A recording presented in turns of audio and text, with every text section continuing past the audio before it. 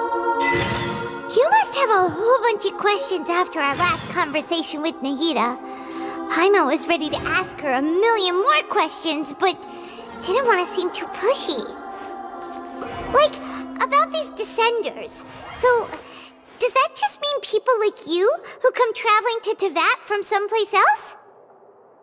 And as for your brother... Whew, so many questions. Let's go find Nahida and see what else we can find out.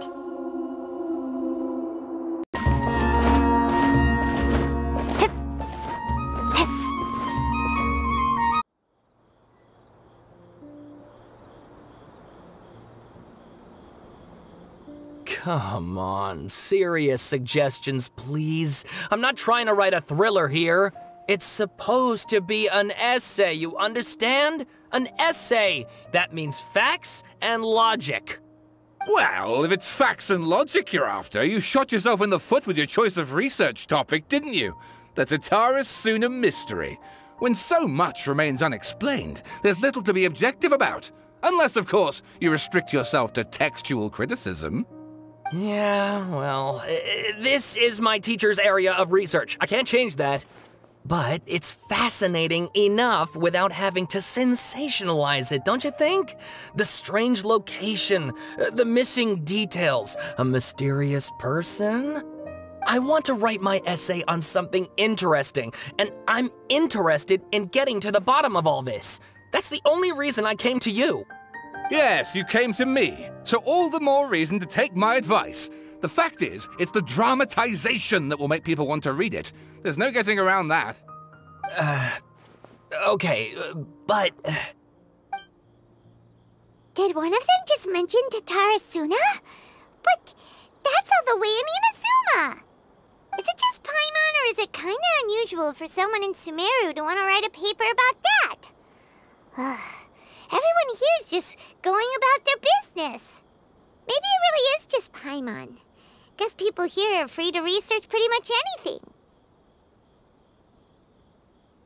Great! Let's go find out what this Tatara Suna mystery is all about.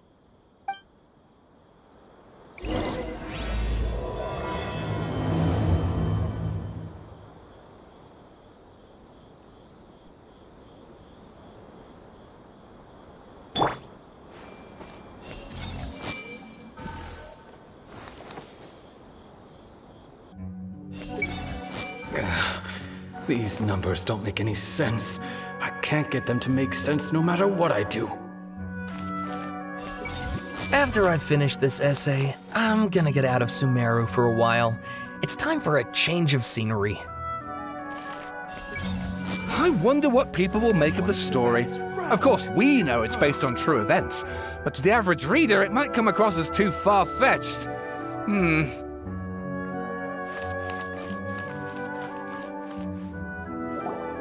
Alright, I guess I'll go with my textual criticism and your editorial direction for the first draft. I have a feeling that the missing Kabuki Mono will end up being the main focus of this paper. If only we knew where to find that traveler. From what they say about her, this seems like the kind of thing she'd know about. Oh, you're the traveler, you say? Hey, what's with that face? Don't believe us? No, of course I believe you. Actually, I first heard about your great exploits when I was still in Inazuma. This is my first time coming face to face with you and your mysterious silver-haired companion. I couldn't believe my luck, and out of force of habit, I started, examining the evidence. Sorry. Sawada, for the love of... Sorry, we don't get out much, so our social skills are kinda lacking. Traveler, I hear you've helped many people a great deal and been to many places. Would you be able to tell us about Tatara Suna? Actually, we don't know much about that place either. In fact, we only came over here because we heard you talking about it and wanted to learn more. I see. My teacher chose this area of research as a personal challenge. He said it's difficult to get into because even Inazumans don't know much about Tatarasuna's past. But who'd have thought that, If you don't mind, I'd love to show you all my outline for the book I'm writing about Tatarasuna. Hold on, Sawada. Don't you think that's a bit of a deep dive for a first read? Well, fair point. In that case, please ease yourselves in gently by taking a look at Akaba's latest essay draft. Let me give you some background. This all started with the discovery of some records in Tatarasuna. The writings mentioned someone by the name of Mikoshi Nagamasa, who crafted a fine blade. But in the end, he threw it into a fire to destroy it, and killed his servant Katsuragi. Why? Well, no one knows. Apart from the swordmaker, his servant, and the one who wrote this all down, the records also mention a kabuki mono. This seems to be an Inazuman word for an eccentric stranger, someone who dresses funny or acts in an unusual way. That's right. Akaba's teacher has spent quite some time researching these events on the ground. This kabuki mono lived in Tatarasuna for a while before disappearing without a trace. And shortly afterwards, as Akaba mentioned, things got pretty ugly. So first this strange person goes missing, then a murder happens? Seems kind of fishy to Paimon. Yes, my thoughts exactly. So I helped out too. I asked everyone I could think of if they knew anything about what happened back then. And wow! Did I get lucky! Stop shouting!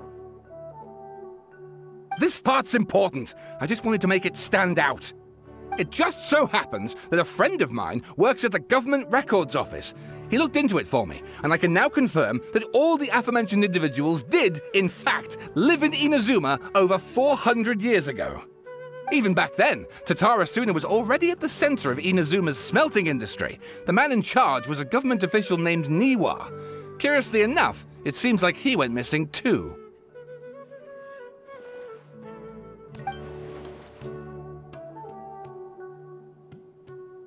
Wait, so there are two missing people in the story now? That's right! What's more, Niwa is a name with a lot of history to it. Have you ever heard of the great swordsmith clans of Inazuma? Oh, the swordsmiths? Yeah, like Ishin art and so on? Wow, yes. You really know your stuff. That makes things easier. So basically, this Niwa was a distant relative of the Kaidahara clan, the last practitioners of Ishin art. Something then seems to have happened in the Kaidahara clan, leading to their downfall. I don't know the details, but taken in light of everything else going on around that time, it makes you wonder whether it's all connected somehow. The Kaidahara clan? Sawada, you left out the biggest detail of all. Oh, yes, of course. How could I forget? Brace your minds, ladies and gents, for they are about to be blown. Or maybe you won't believe your ears. I wouldn't blame you, of course, because in all my years as a writer, this is by far the most. Get to the point, for Pete's sake. According to information acquired by Akaba's teacher, the kabuki mono was not a human, but a puppet. A puppet?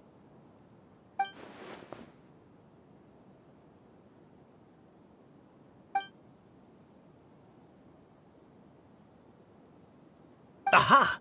Judging by the looks on your faces, you do know something after all.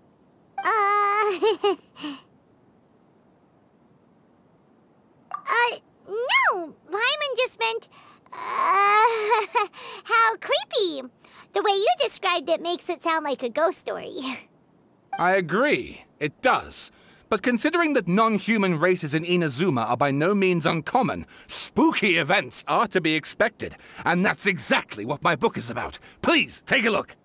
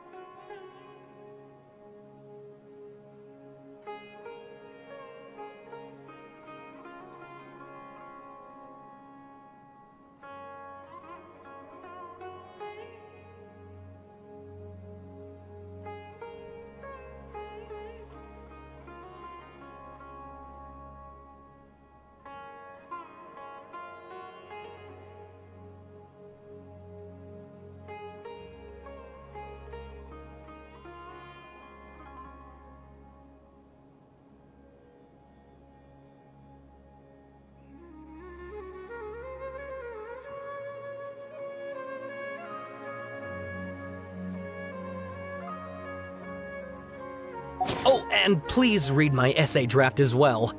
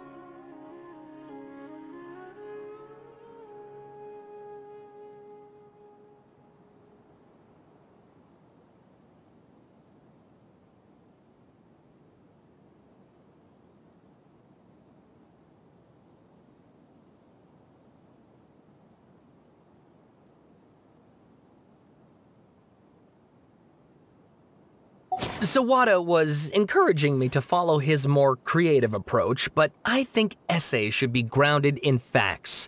I don't think explaining everything away with mysterious forces will cut it.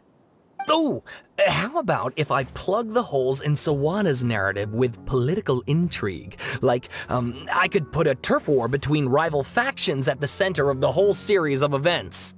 Wait, you're allowed to just make stuff up? Pretty sure you've gone from essay to guessay there. Akaba, look. Your teacher has researched this extensively. I've reached out to everyone I could think of. Whatever information we have now is all that there is to know. This is as much detail as you're ever going to get. Besides, if there really was a political power struggle going on at anything like the level you seem to be suggesting, what hope would we ever have of finding out the truth? Good point. Okay, back to the drawing board, I guess. Give me some time. I need to find a new angle on this. We have some other stuff to do, so we'll have to say goodbye for now. Good luck with your essay! All right, thank you. If you find out any more info about all this, please do let me know. Thanks so much.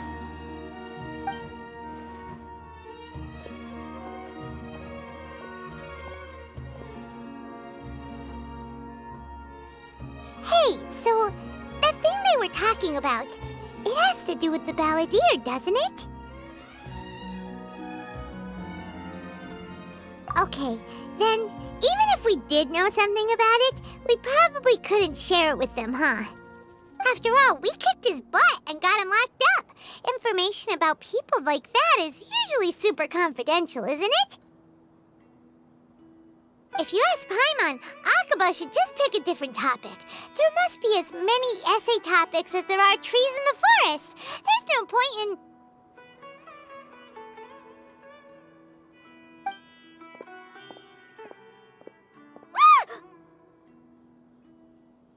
Hey, did you see that? He literally just went by, over there. It looked like... the balladeer! No, it can't have been. He got locked up. Oh, quick, let's catch up and see.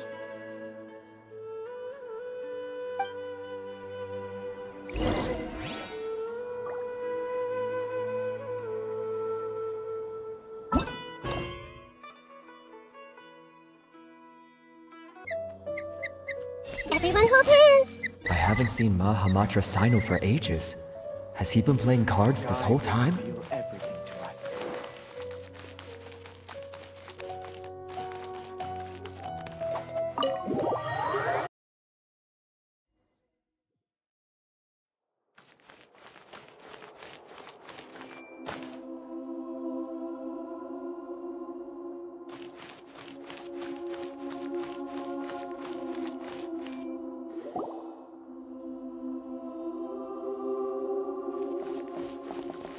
Traveler, Paimon, there you are.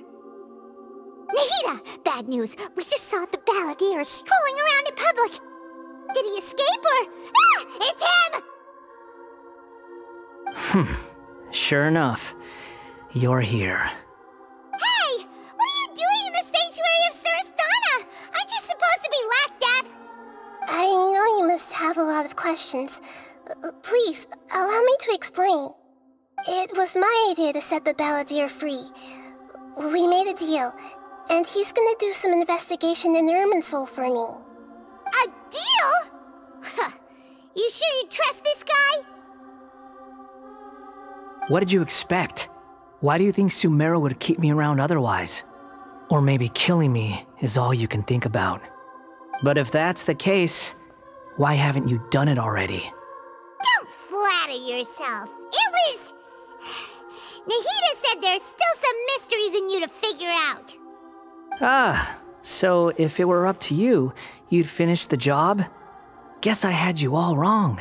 There I was thinking you were just getting cold feet. Well, that escalated quickly. Not a good start. Could I ask you all to please calm down? But Paimon's worried about you, Nahida. Don't let him trick you. It's not every day you see people questioning the God of Wisdom's judgment. Just when you think you've seen it all. Don't you dare try to drive a wedge between us! As long as the terms are reasonable, I don't think there's a problem in making a deal. Even with the Balladeer. Well, I for one have no reason to doubt you. Considering you even struck a deal with the doctor. Yes, one in which I gained valuable information. You'll come to understand more about that in the fullness of time. The Balladeer's power was all but completely spent after your battle. He's no longer strong enough to be a strategic threat to us. That puts him in quite a precarious position.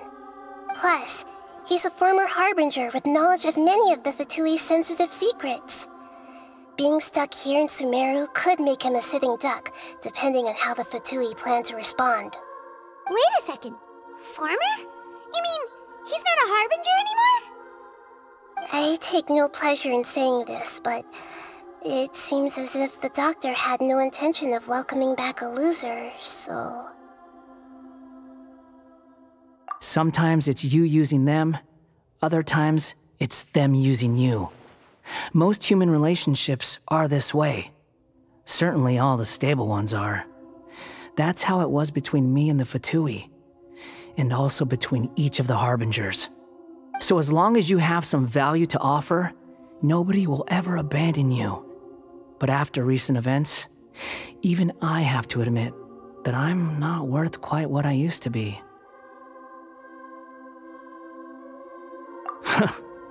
Well, if the Fatui are gonna reevaluate my utility, I need to have a backup plan for myself.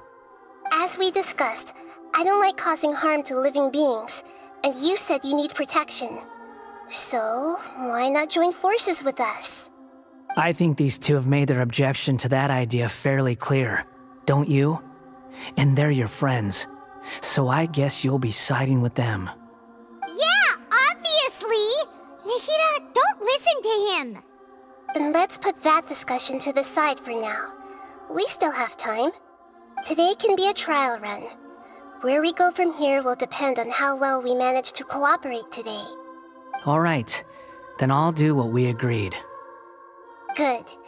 Go now, and keep in touch. Nahida, are you serious about this? Yes. I have my reasons for this decision. In fact, I'm largely doing it for your benefit.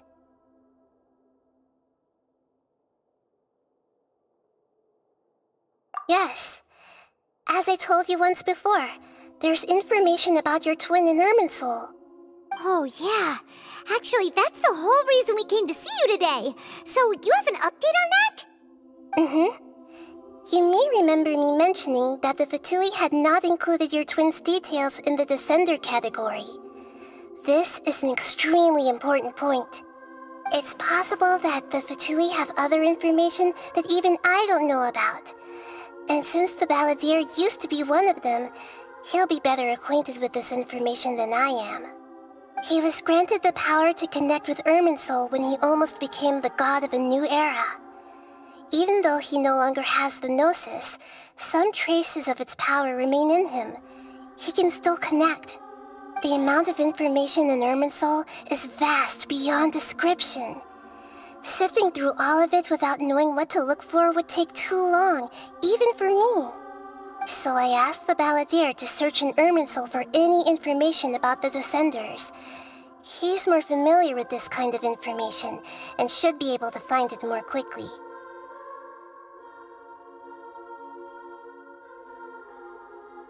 Exactly! Or what if... Paimon just doesn't trust him! He's treated us as enemies every time we've run into him! I understand. But sometimes, everything is dictated by which side you're on.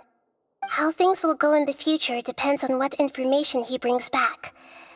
And Traveler, I know what your heart desires most of all. Our minds have connected several times before. There is a corner of your heart reserved for an intense longing. A feeling of being all alone in the dark, searching for the one candle whose light still burns. As Sumeru's deity, it is my responsibility to be on guard against the Balladeer. But as someone who counts you as a friend, I want to do something for you. If this deal with the Balladeer can give you the answers you've been longing to find, then it's worth it. It's my pleasure, really. You're Sumeru's hero. You've more than earned it. Paimon's still worried about this idea. Is there anything we can do to help? I was going to contact you about that, but then you suddenly showed up on your own accord. Seems like we have a telepathic connection.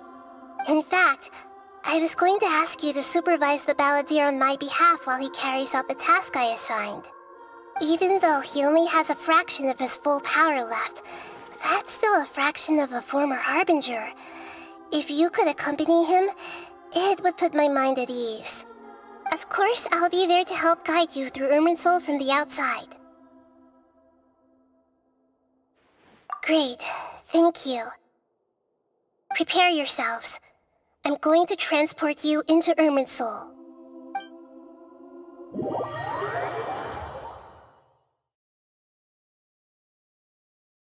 Wow, it looks pretty different here compared to last time. The colors are gentler. Guess that must be because Sumeru's at peace now.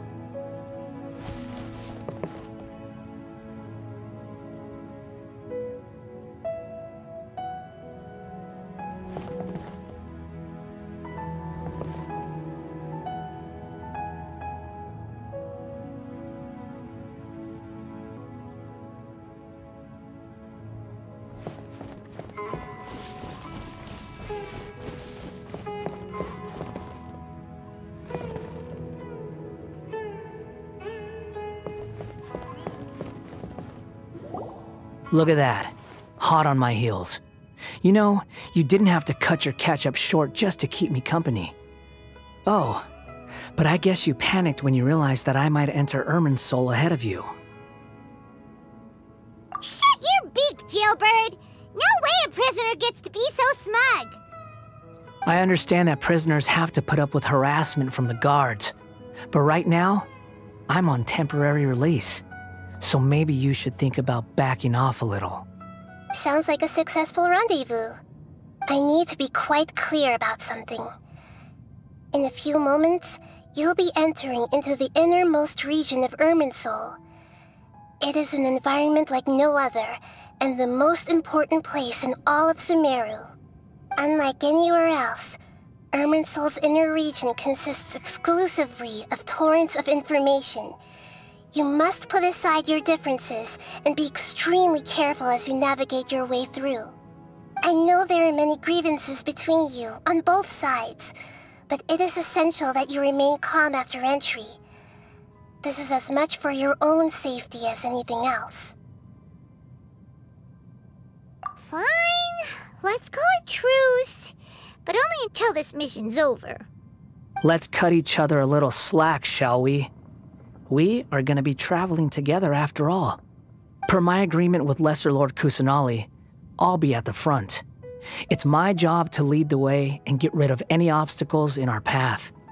All you have to do is keep your pretty eyes open and try not to fall behind.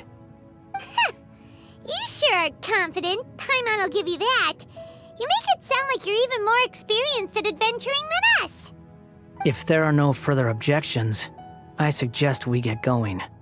Or did you need some time to mentally prepare yourselves? Ew! Ugh, the snark on this guy, it's unbearable.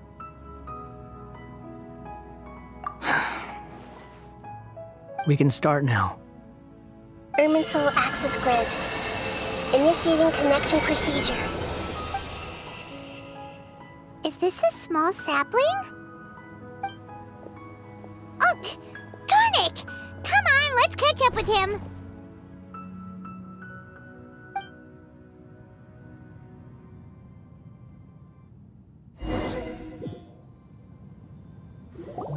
Wow! So this is the inside of Irminsul. Ooh, Paimon's never seen anything like this. And it feels like a sacred place. Irminsul is closely intertwined with the entirety of Teyvat. Every bit of information flowing here means something. Pick your jaws up off the floor. It's time to go. Why is it that Paimon just wants to do the opposite of everything he says? Lesser Lord Kusanali, we will now proceed to the heart of Irminsul. Can you still sense where the heart of Irminsul is? Yes. Permission to begin searching for information there? Permission granted. Go ahead. Let's go. Stay close. Don't go running off. Hey, so, say we did go running off in here. What would happen? What are you smirking at? I was just imagining the look on your travel companion's face if you went and got lost. Anything's possible in here. You can't rule anything out. So if you want to stay safe, your best option is to stick close to me.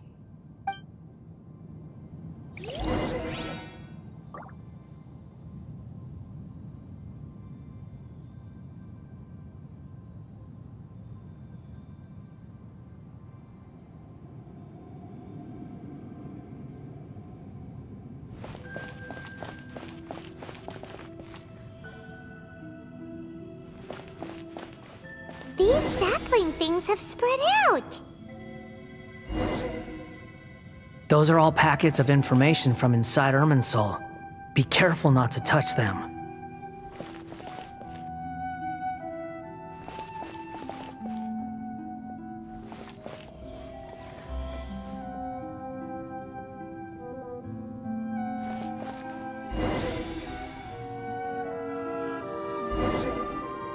It looks the same in every direction.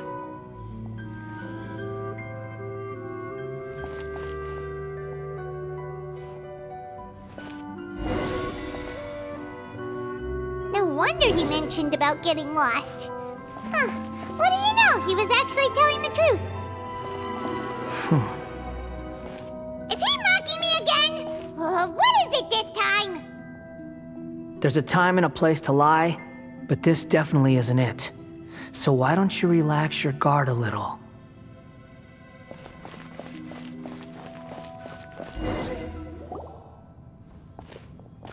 We're here. What a huge tree!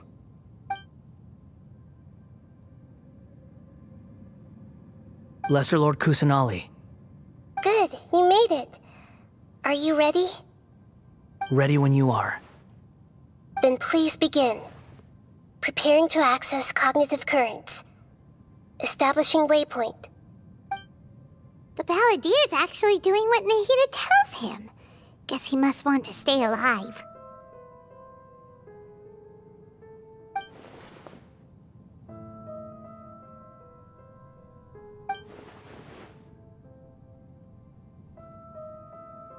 The rest is up to you.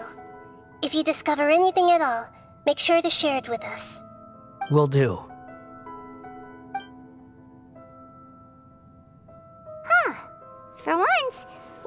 ones with nothing to do. Traveler, Paimon, would you like to talk?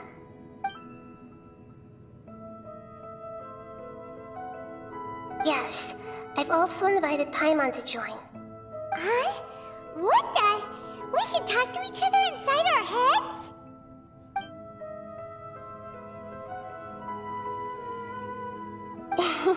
That's part of it. Plus, we're all friends. There's nothing wrong with us talking like this once in a while. Paimon's never tried this before. This is great! So, Paimon's been wanting to ask you something. Don't you think the Balladier's a bit of a walking contradiction? He's always talking back, but he seems to listen to what you say.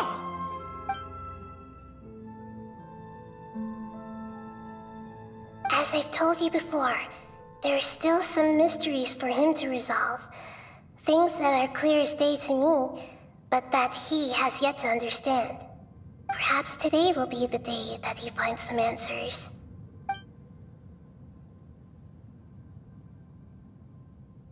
Well done. Smart and attentive as always.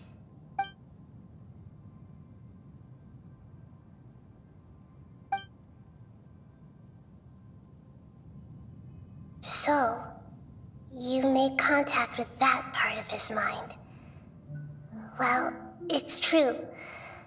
Betrayal turned the Balladier into the person he is today. Huh. Paimon thought nothing could get under that guy's skin. Turns out, he can get hurt and angry just like anyone else. Everyone has a history, Paimon. Even if you're a puppet created by the Archon. Speaking of puppets, we ran into two people at the Academia today talking about an essay. Turns out their topic was about the Tatarasuna incident. Nahida, do you know anything about that? If you mean the mysterious events, the Kabuki Mono and so on, yes. I know about all of that. Really? Because from what they were saying, it sounded like lots of Tatarasuna's history is still unexplained. And most of the information we have now is just from people filling the gaps with their imagination. At least that's what they thought. Oh? How interesting. Those two managed to deduce quite a lot through guesswork alone. So the Gesse got it right? Well, they guessed right about one thing. Tatarasuna was sabotaged. Must be a riveting conversation you three are having. Funny how all the good ones happen when I'm not involved. What makes you think we're talking to each other? Don't insult me. You're having a private conversation without me. Obviously, I must be the topic of said conversation. Of course you do. You can't have your prisoner knowing too much. So, have you found anything yet? Still looking. Don't get your hopes up, though. You and your twin come from outside this world. It wouldn't surprise me if there was nothing on either of you in Irminsul at all. Wait! How did you know about that? Did Nahida tell you? It's not like we've never met before. And anyway, you're world famous. It'd be more surprising if I didn't know a few things about you. Right now, we have to keep the peace. I'm not interested in creating more misery for myself, and making cordial conversation is something I can manage. Huh? Wait. This light, it looks similar to those saplings. What could it be?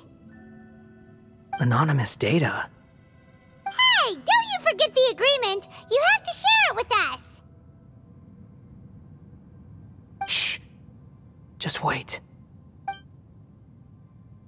Mr. Niwa, are you certain this is worth the risk? We are talking about Tatarasuna's furnace, after all. It may not pay to act rashly. There's no one else who can enter the furnace. It has to be me. Is that so? Well, since you insist.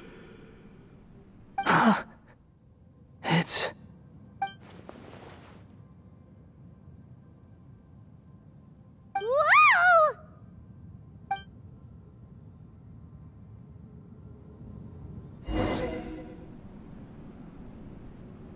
I have been in Tatarasuna for some time now.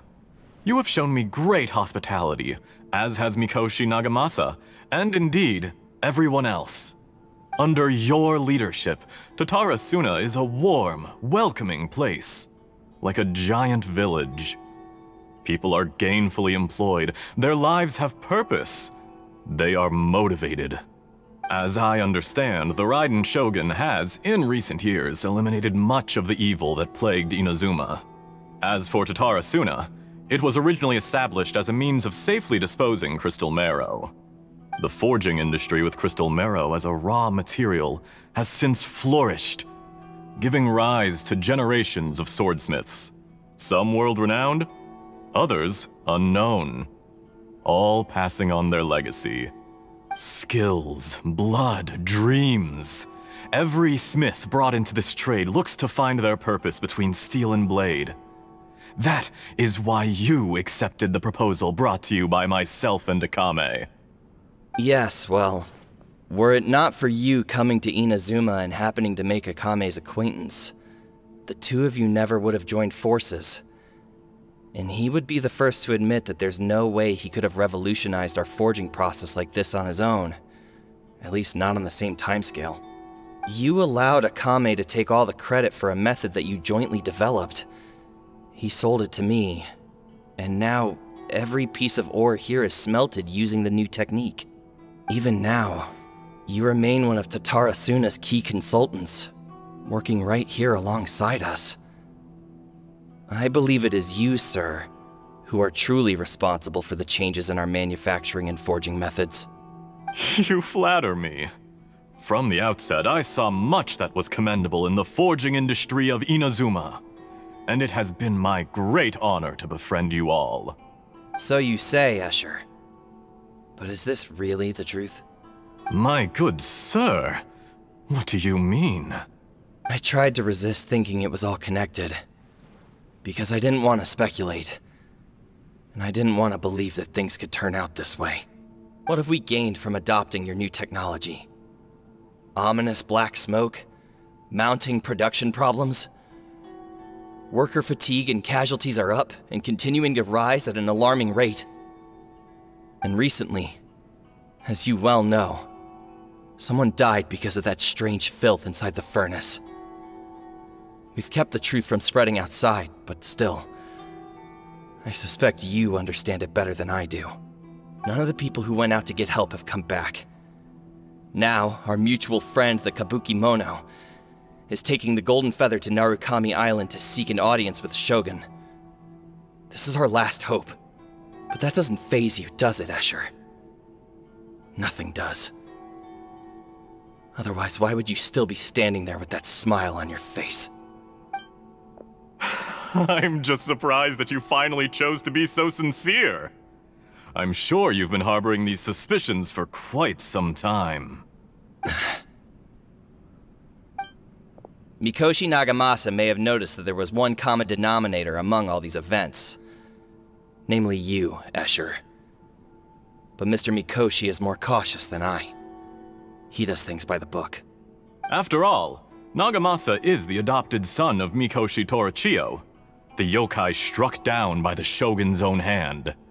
If he truly seeks to redeem his family's honor, an abundance of caution is well advised. You're well informed on the subtleties of his situation for a mechanic all the way from Fontaine. Are you sure you're not a little overqualified? Why, Mr. Niwa, are you suggesting I find a job as a diplomat? Sadly, I am so very attached to my craft. Enough, Escher. I'm here because an evil force is raging inside the furnace. And someone needs to take your new device inside the high-risk zone so we can absorb it and put an end to the problem. I'm in charge here. And I'm about to take some responsibility and head inside. Probably to my death. But what about you? What are you still doing here? Judging from the look in your eyes, you don't seem to trust me. Drop the act! We're past that now. Whoever you are, it looks like your plan to destroy Tatarasuna has worked. I just want to know what you're still doing here. What's left?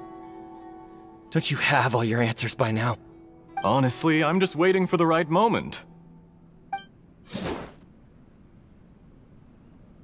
A moment like this, where you finish talking and I stop you from entering the furnace. You...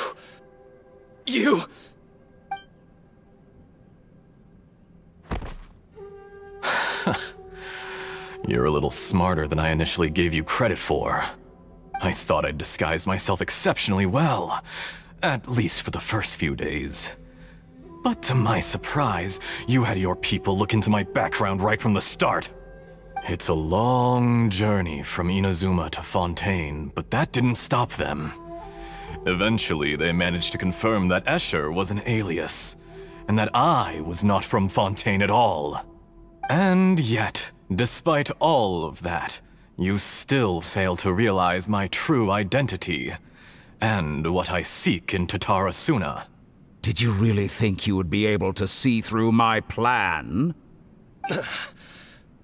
If you kill me, there's no one who can get inside the furnace. So you're really going to destroy this place? Is that it? Oh, but you're quite wrong. There is one other person. Some may not see him as a person, but you told him yourself. You're not a puppet. You're a human. You're just missing a heart. Whoever you're working for won't get away with this. They'll be found out. But this makes no sense. What are you really trying to accomplish by all this? Why go to all this trouble? It's no trouble at all. Patience is a virtue which I have in abundance. This is all part of a carefully controlled experiment. If you must know, I'm happy to divulge my true identity. I'm a Fatui Harbinger. Call me the Doctor. The Fatui? Who? What do you want?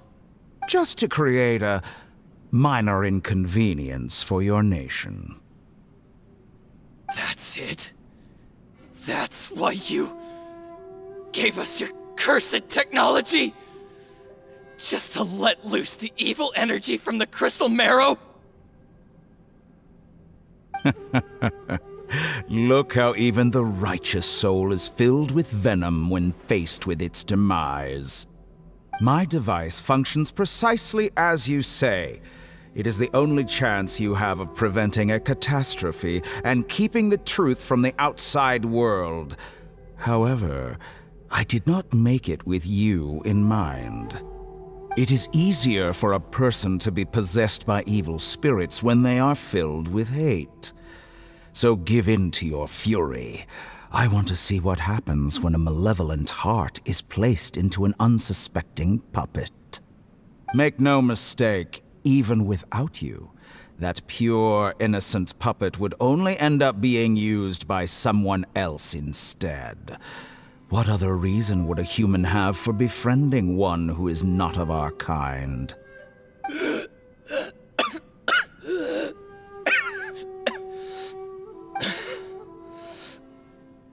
If you give him my heart, tell him that both Nagamasa and I see him as one of us. He has nothing to prove to anyone. Because not everyone just wants to use other people. The only ones who think like that are people like you. What a beautiful way to see the world. It almost makes me feel a little guilty. Then out of respect for you, I shall redefine myself. Think of me as a monster or a demon, if you wish. At least this way your death is not a consequence of your own folly turning you into an easy target. You simply lost to something more powerful than you could ever hope to defeat. I say, Mr. Niwa, let's see what happens. Will your puppet friend become a human? No, that will prove quite impossible. Mr. Niwa? Already dead. What a pity. Jester, I have completed the task you gave me, creating a gap and infiltrating Inazuma's inner workings. What fun it was. I'd like to introduce a puppet to you. If he proves useful, let's make him our newest comrade. And if not, let's turn him to dust.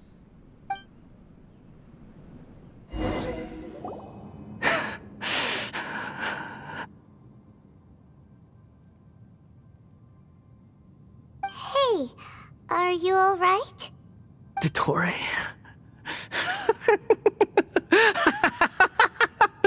Dottore!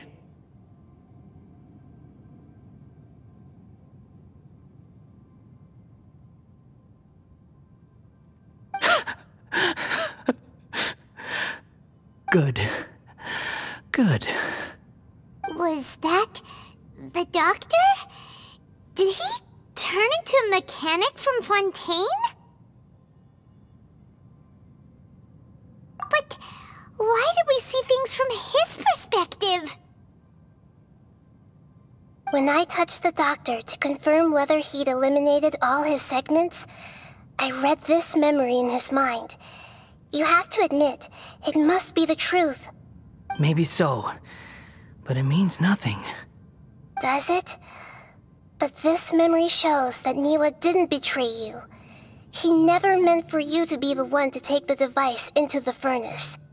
You know very well what that means. Even more so than I.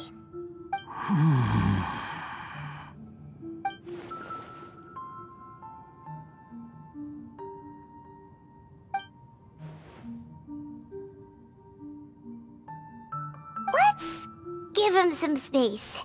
He looks really mad. Paimon doesn't want to be anywhere near him right now. We need to give him some time to process his emotions. Paimon's still confused about the Tatarasuna incident. So, the doctor was behind it, but why has that gotten him so worked up? Nobody has ever deceived you like that, Paimon. It's natural that you find it difficult to understand. Perhaps he needed to learn this someday. So now you have the complete picture. Katsuragi took the kabuki mono to live with the people of Tatarasuna. Later, the doctor showed up, disguised as the mechanic from Fontaine. And that's when the trouble began. It was all a horrific experiment planned by the doctor. Everything he did was just to plant seeds of disaster in Inazuma that would bear fruit in the future. Of all the unwitting participants in the doctor's experiment, the balladeer became the main test subject. After the events you just saw in that memory, the doctor put Niwa's heart into the device and handed it to the balladeer. Then, he instructed him to enter the furnace and absorb all the filth caused by the smelting process. The load was far beyond what he expected, but the balladeer survived. He left the furnace in sheer exhaustion and said to the mechanic, "This device seems to have protected me. What's in it?" The mechanic answered, "Niwa fled this place for fear of punishment, but he left you a gift. He said it's the one thing that you've been looking for." He took it straight from the chest of one of his innocent servants. The mechanic removed the withered heart from the device as he spoke. The balladeer was stunned that such unthinkable cruelty had brought him the thing he'd been longing for his entire life. A heart acquired through cold-blooded murder is a cursed thing, but it had protected him from the filth. He thought Niwa had completely betrayed him, and yet this very betrayal had ensured his survival. Overwhelmed with anger and sorrow, the balladeer threw the heart to the ground and left Tatarasuna without looking back. Holy moly. So the doctor killed an innocent man and pinned everything on the victim? That's terrible.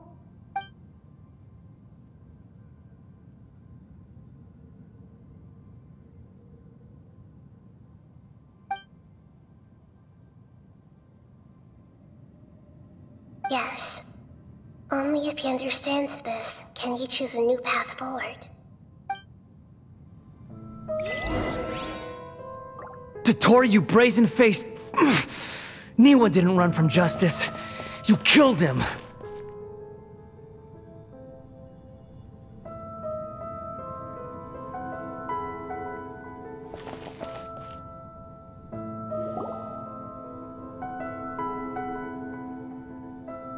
Shall we see how he's doing?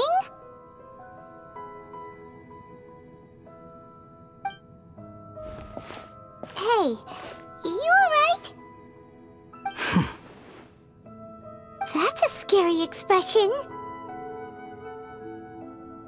Are you worried about me? If we didn't have such a history, I'd almost think that qualifies me to be your friend. It won't. I'll keep my end of the deal. Hey, aren't you investigating the stuff we want to know about? That's why we're here. But unfortunately, there's no information about the Descenders in Irminsul. Even if you can't find anything, that seems to confirm it. Irminsul does not keep records on the Descenders. Anyone who comes from beyond this world is not counted as part of Tevat. Oh, does that mean we have to leave empty-handed?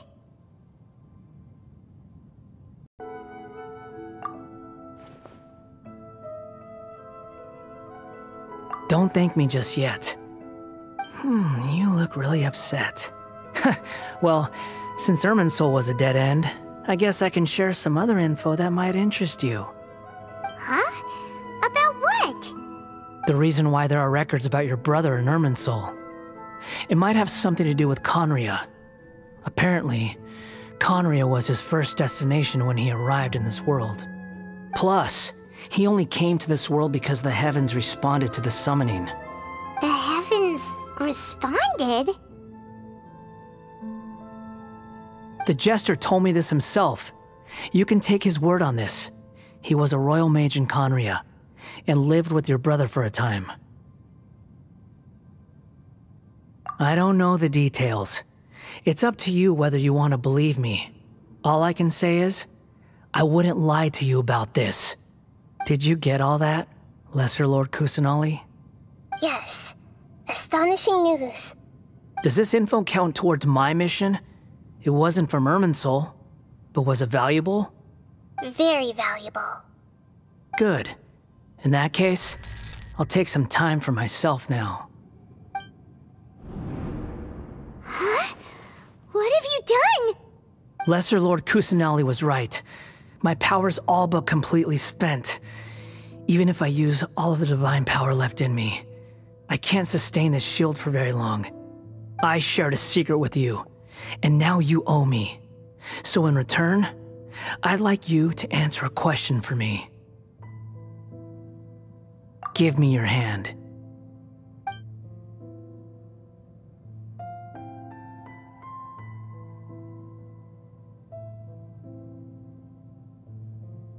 Can you hear my voice inside your head?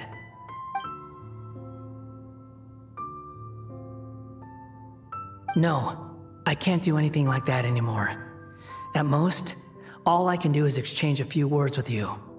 So tell me, in this world, is it possible to change the past?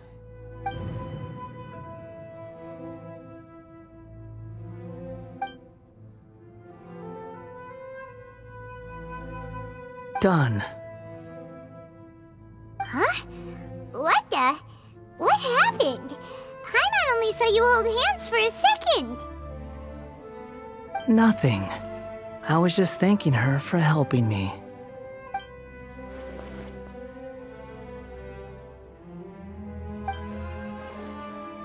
So long.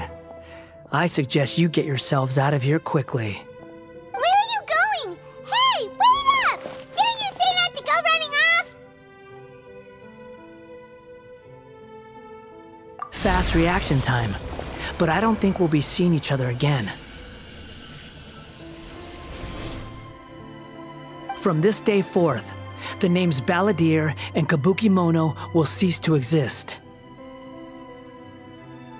Those who died in Tatarasuna because of me deserve another chance at life.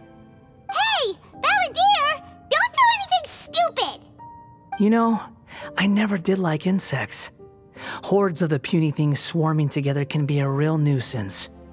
And I enjoy nothing more than to stamp them out like the pests they are. But if a colony of harmless ants isn't threatening anyone, I guess they deserve to be left alone. Luckily, everything can be set right. It's time to solve this once and for all. Balladeer! Balladeer! Uh-oh, he disappeared. Come on, we gotta find him somehow.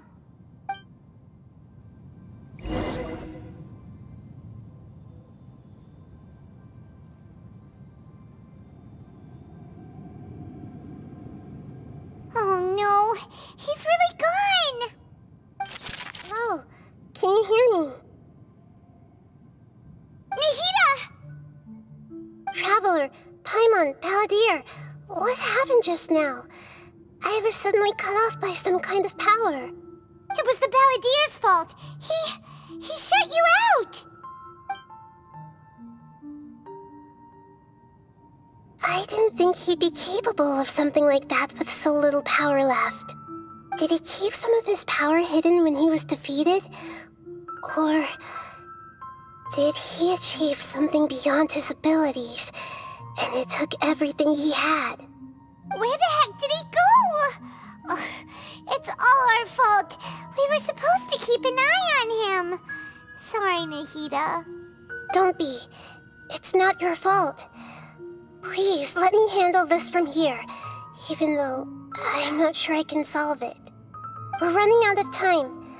Follow my lead and get out of Irminsul as soon as possible.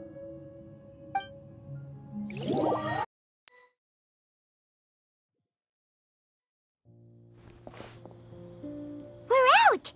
And we're at, an inn or something? This is an emergency. I'll have to ask you to stay here for now. Everything's arranged, and nobody will disturb you. I'm sorry, but this isn't something I need your help with. Leave this one to me. An emergency? How bad is it? Nahida, will you be okay? Don't worry. If my assessment is correct, though there may be some minor disturbances, it won't lead to a disaster. Please rest and recover your strength here until I say it's safe. Her voice has gone. Paimon can't shake the feeling that something really big has happened. What do you think the Balladeer meant? And why did he suddenly grab onto you before?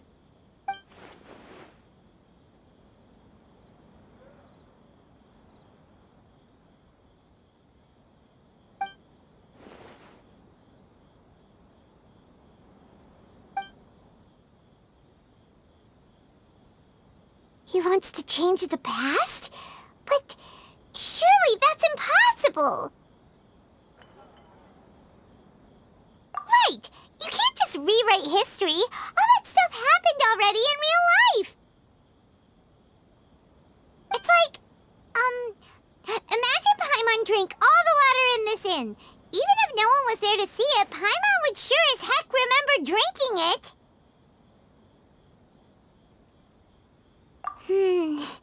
So, why does Paimon still have a bad feeling about this? Paimon can't help but feel scared about what he might do.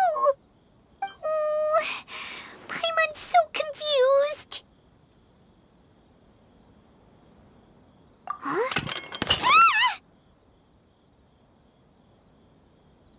Sorry, Paimon accidentally... It's the Balladeer's fault for causing Paimon all this mental stress.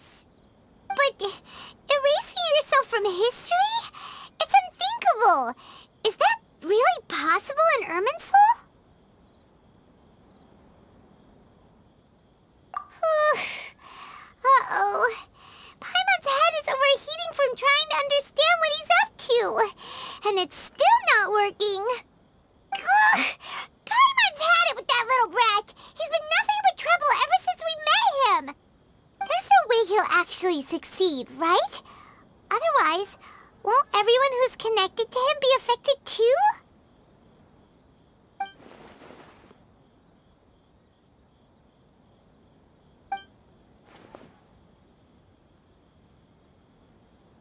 There's nothing we can do about it at this point. Hey, have you got any ideas on what we should do next? Seems like now there's nothing left for us to do but to go to sleep. But Paimon's still so worried. Paimon won't be able to sleep a wink tonight.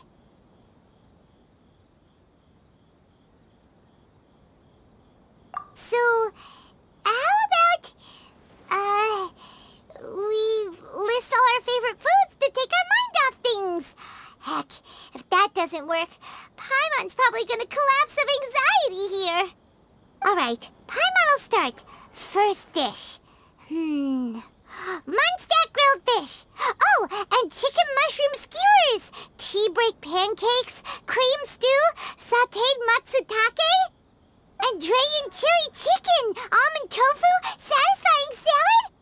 Oh, also Adeptus Temptation, golden shrimp balls, triple layered consomme, lotus seed and bird egg soup, and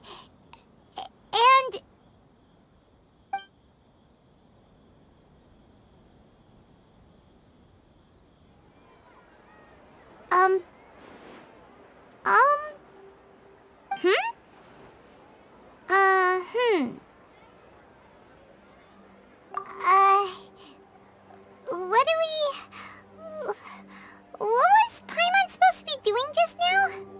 Paimon was, talking? Huh. Paimon suddenly can't remember what she was talking about. What was it again? The balladeer? Is that a food too? Huh. Weird name, though.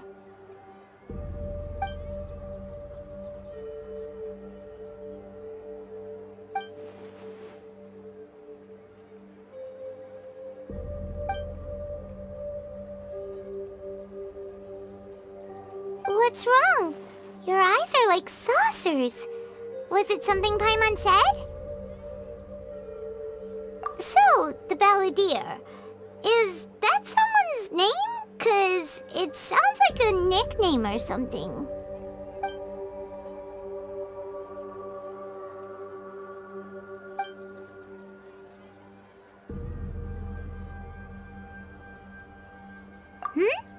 Okay, sure. Where are we going?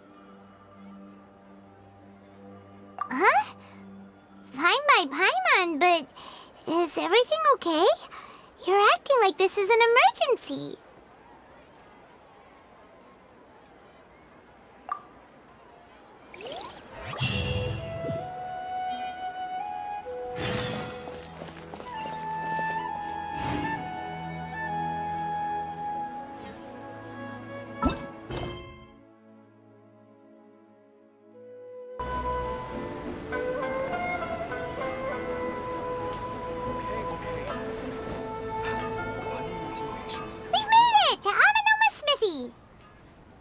Ah, it's been a while.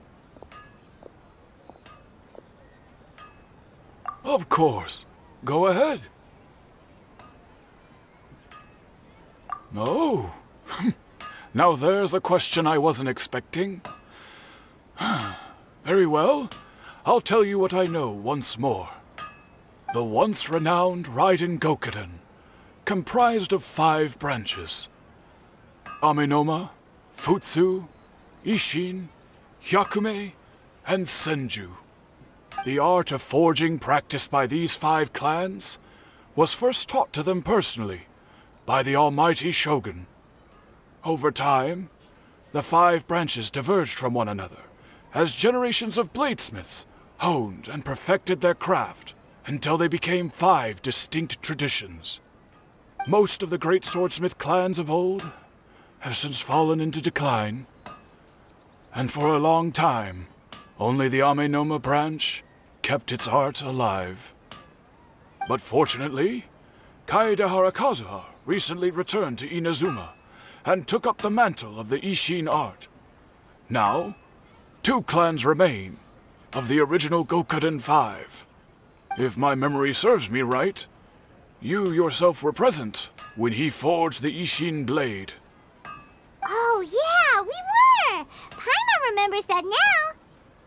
We learned a bit about the decline of the Raiden Gokuden then too. It seems like such a shame.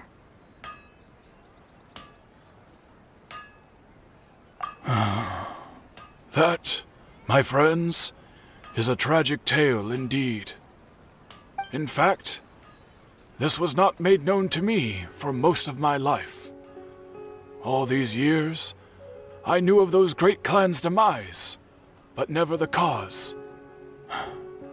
Only recently, when the question was on my mind, did I ask Kaedehara Kazuha about this. He told me that, as we are both heirs to a branch of the Raiden Gokuden, it was right that I should know the truth. There is no harm in telling you, but I must warn you. It is a dark and sorrowful tale. The Raiden Gokuden were the targets of a murderous rampage by a vengeful bladesmith. Vengeful? Why? 400 years ago, so I'm told, there was a catastrophic malfunction in Tatarasuna's furnace. One brave swordsmith heard the commotion and chose not to flee, but he rushed to the scene, hoping to prevent a disaster. Tatarasuna was home to a state-of-the-art forging and smelting operation in that day, and overseeing it was the armory officer. His surname was Niwa, though he had family ties to the Kaedehara clan. Knowing that they had just one chance to save countless lives, Mr. Niwa and the swordsmith leaped together into the furnace.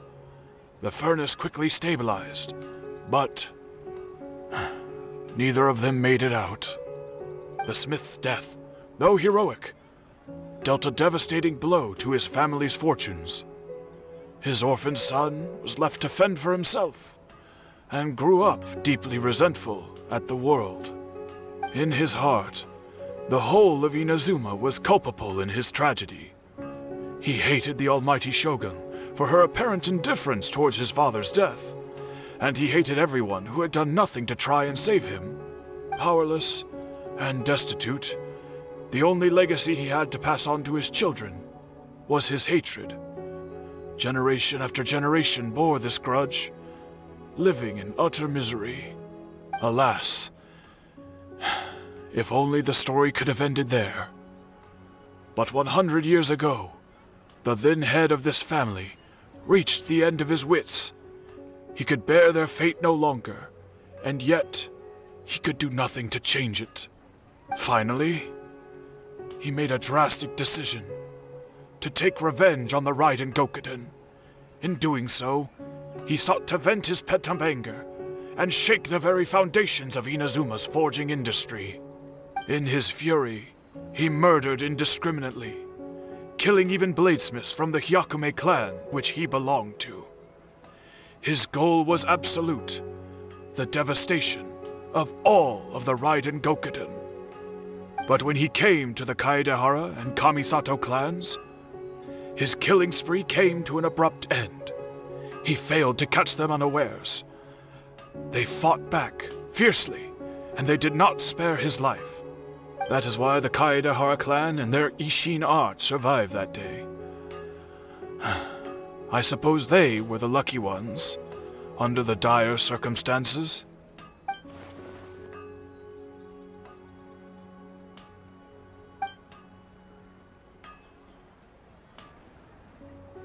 Was there anything else you wanted to ask? Kazuha? Why, yes. Just yesterday, in fact. We spoke for a while over some tea. He seemed well.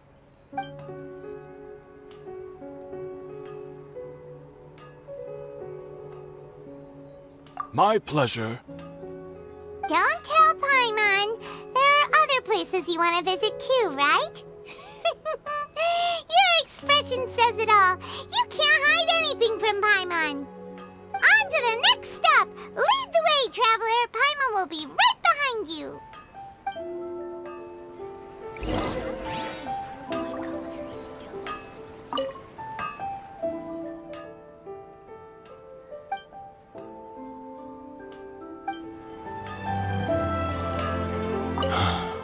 Whenever I'm reminded of what happened back then, it always weighs on my heart.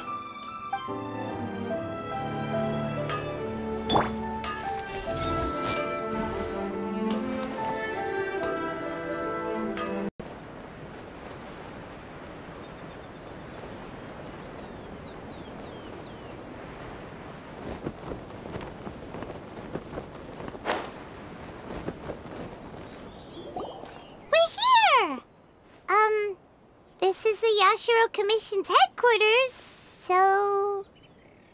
Traveler! It's been a while. If you're looking for the Commissioner and Miss Kamisato, I'm afraid your timing is unfortunate. They're not here right now. Are they out on business? The Commissioner is out on business, and Miss Kamisato is standing in for some meetings in the Commissioner's place. If it's urgent, you're welcome to wait inside until they get back. What do you think? Shall we go in?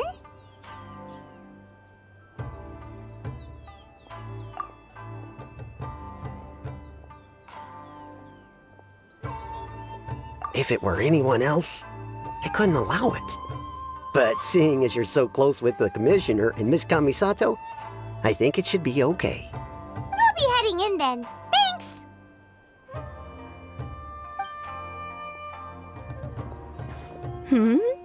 Hello, dears. Is there something you want to say? Of course, traveler. Yes, I know who you are. Miss Kamisato has told me about you. What would you like to know? Oh, they're both very well indeed. Lately, Miss Kamisato has been rather busy attending all kinds of meetings and occasionally paying visits to some local organizations on the Commissioner's behalf. As for the Commissioner himself, well, you know, busy as ever. That much hasn't changed. Although he does seem to be in a rather good mood these days. So pretty much business as usual in the Yashiro Commission, huh? Very much so.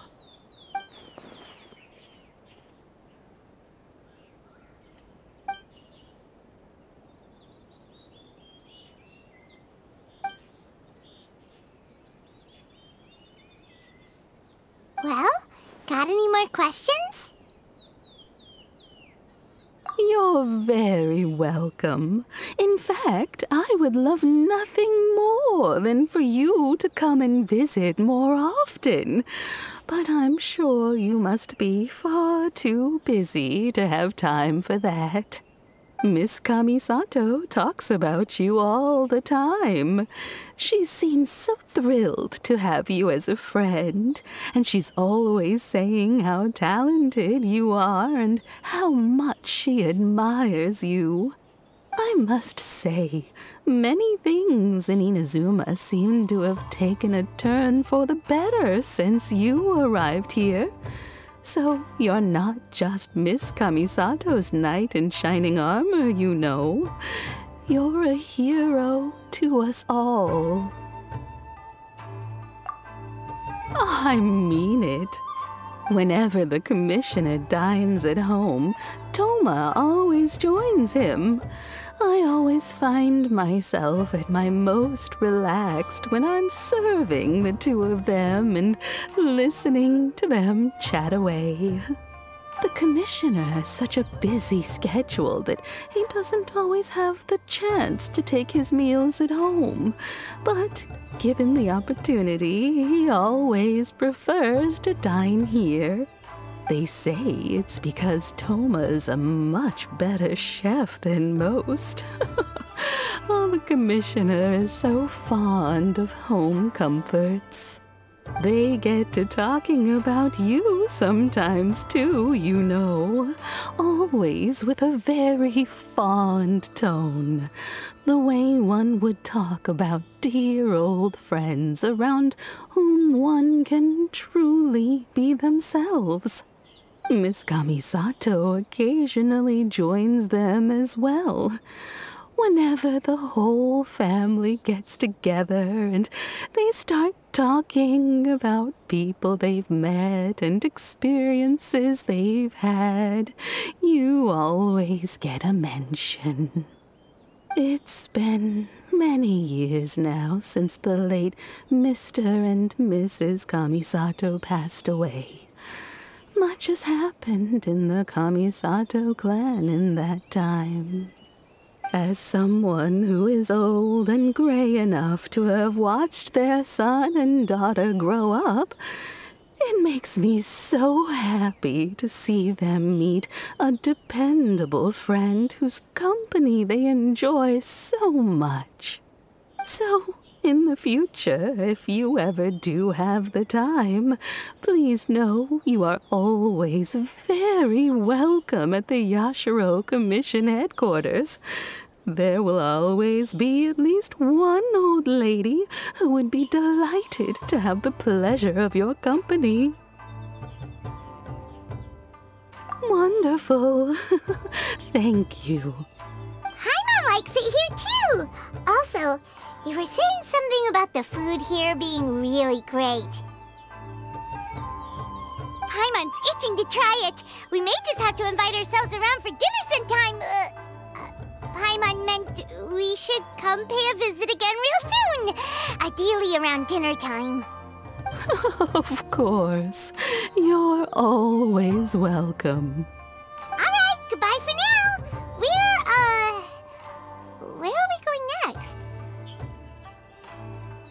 Great! Goodbye, ma'am! Don't worry, we'll see ourselves out. All right, then. Take care now. Hope to see you soon. Oh, are you two leaving already? Yep, everything's taken care of now. Don't worry. Very well. Safe travels. Goodbye.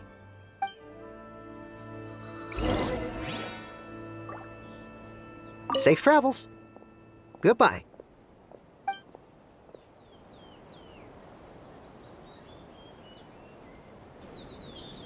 Look after yourselves, won't you? Take care now.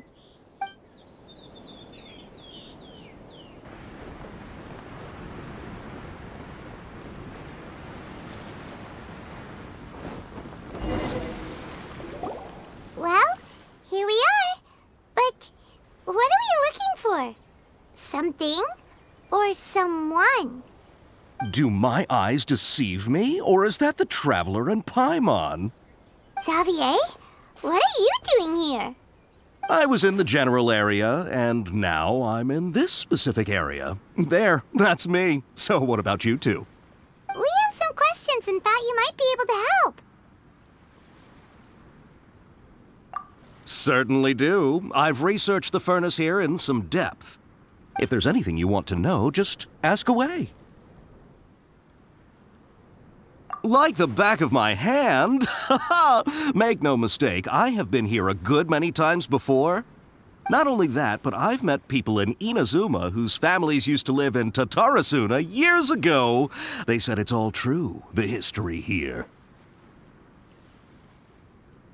Oh, well, it's a long story, don't you know? The tale of Tatarasuna starts a long time ago.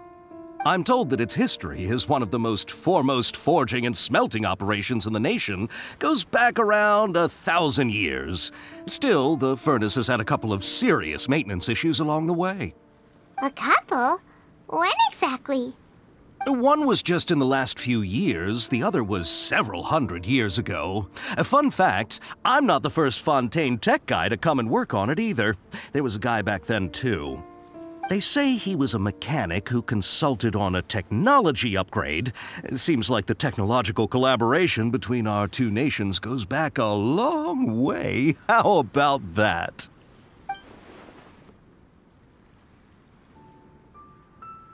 Hey, weren't you gonna ask Xavier something about Tatarasuna? Come on, ask already! Oh, I didn't realize you two were here for a history lesson. Me neither. Paimon doesn't know what's gotten into this one today. Feels like we've been preparing for a history exam or something. What brought this on? Did you just wake up today with a sudden burning desire for historical knowledge? Sure, go ahead. A kabuki mono? No, I can't say that I have. I do know the word, Inazuman, for those eccentric types who always go around dressed to the nines. Just the sort of person that I'd like to meet, actually. But sadly, I've never had the pleasure, nor have I come across anything to do with a kabuki mono where Tatarasuna is concerned.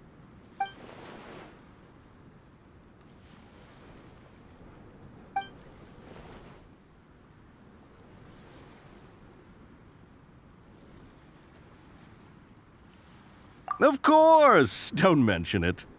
Oh, we're leaving? Okay, bye, Xavier! Oh, you're most welcome. More than happy to help. Farewell. Looks like you got all the information you're looking for. Sure, but what's up with you today? Whatever it is, it seems like it's really troubling you. Keep your smile, Spinal Crocodile.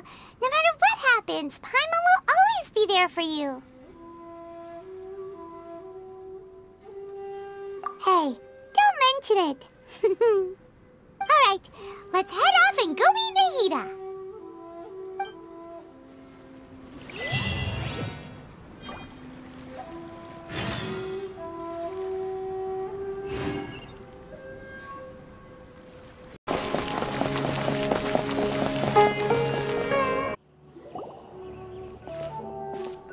Hey, it's them!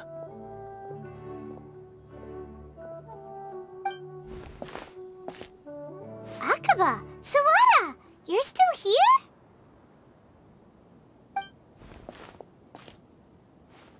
Indeed we are. If you have a moment, we'd love for you to join us once more. We have time. What do you want to talk to us about? It's the same topic we discussed last time. Obviously. Still looking for more info about Tatarasuna, huh? Should we join them?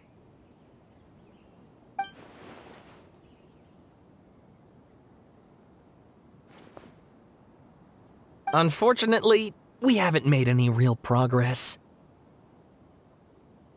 Huh? Oh, of course.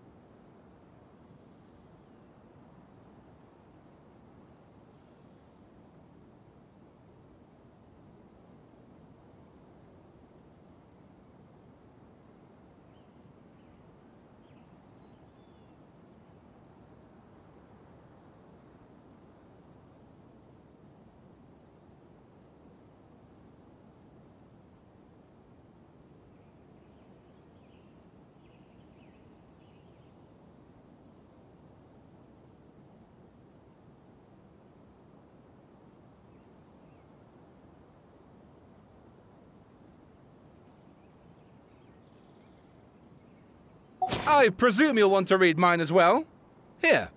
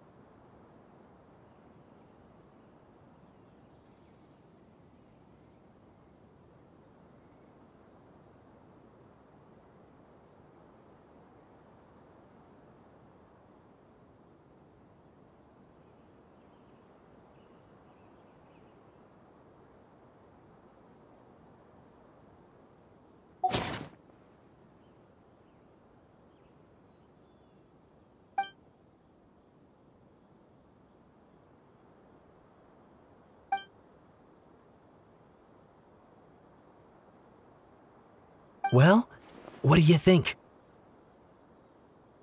Hey, Traveler. Remember how last time Akaba was saying how he wished he could gather more information about all this? Well, we just got back from Inazuma. So how about we tell them what we learned? What did you find out? Something big? It's a long story. Basically, we have some friends in Inazuma, and...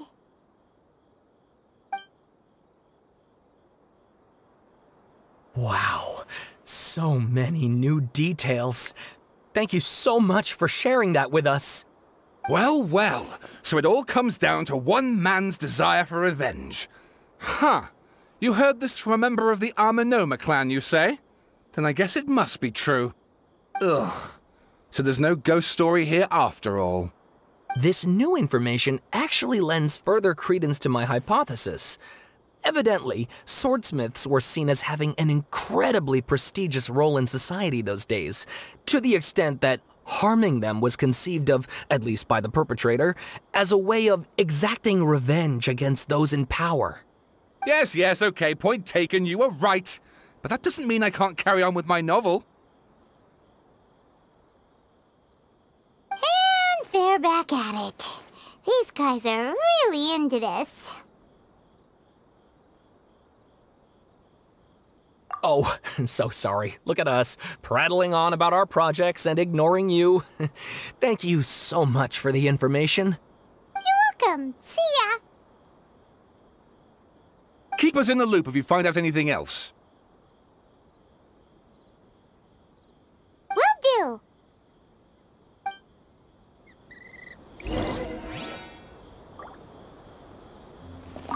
Great! I can finally move forward with my novel. But what a sad story.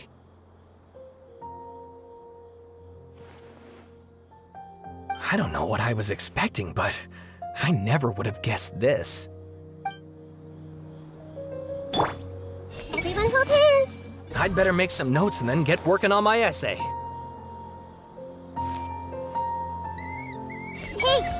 Asking the Traveler to help out was definitely the right call. I haven't seen Ma Hamatra Sino for ages. Has he been playing cards this whole time?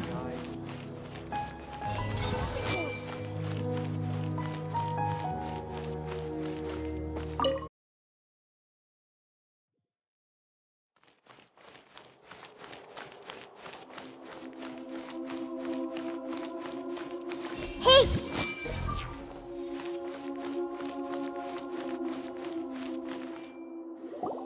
Nahida, we're here! Traveler, Paimon, how have you been? Ugh, where to start? Paimon hasn't had a moment's rest this whole time. That night, we ended up chatting and chatting until suddenly the sun was up. And then she decided she wanted to go to Inazuma.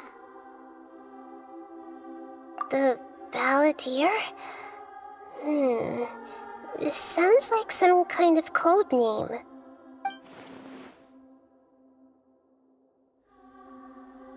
You look troubled.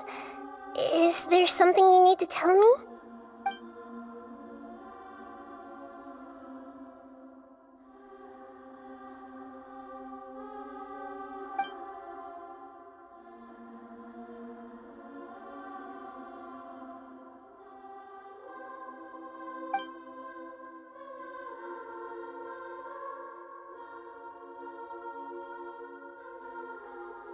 Traveler? Hey, what's wrong? You look so upset.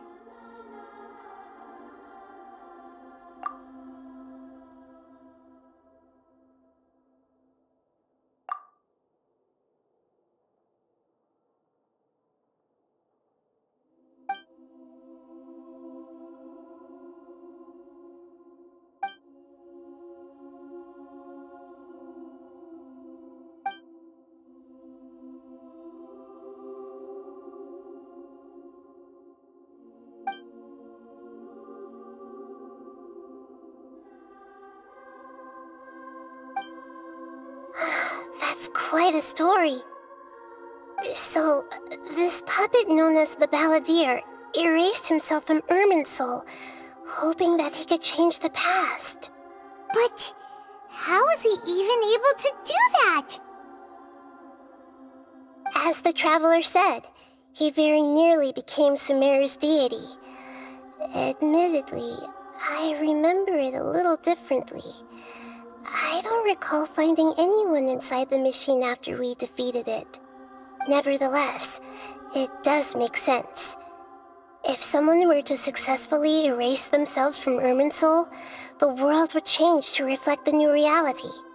So, you believe this person really existed, and we just don't remember him because... well, because he literally changed the world? Yes. Theoretically speaking, it is possible to do this. But I'm struggling to imagine the kind of person who would dare go through with it. The Traveler comes from a world beyond Tevat. That's why there's no information about her in Irminsul. And it also explains why any changes to Irminsul wouldn't affect her. So if there's anyone in the world capable of retaining memories from a past that has been rewritten, it's you. It's quite incredible when you think about it. Paimon's having a hard time understanding this Balladeer guy's motivations. Why did he do it?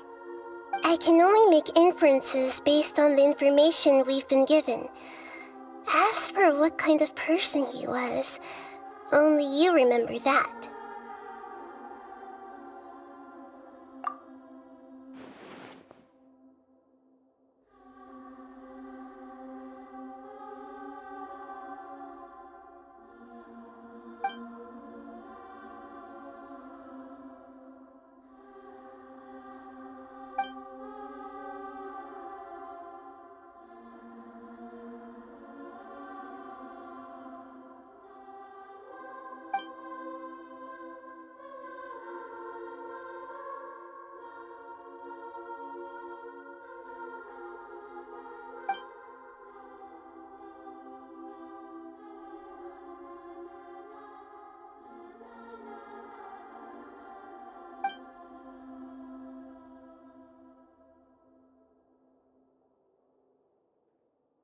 Something else worrying you? Something that you can't share? It couldn't change the fate of the ones who had died, right? Once the Balladeer realized he hadn't been betrayed after all, it must have completely changed his view of the people of Tatarasuna. Now he saw them as friends again. He couldn't keep hating humans after that, and if he thought there was a chance he could save his old friends, It would be hard not to try. This story makes sense, every part of it. The balladeer tried to achieve godhood with the doctor's help. He was unsuccessful, but retained the power to connect with Irminsul.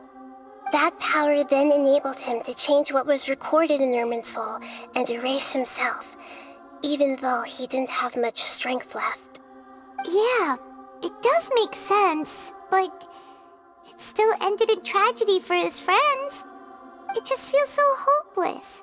He gave everything to do this, but it seems like he got nothing in return.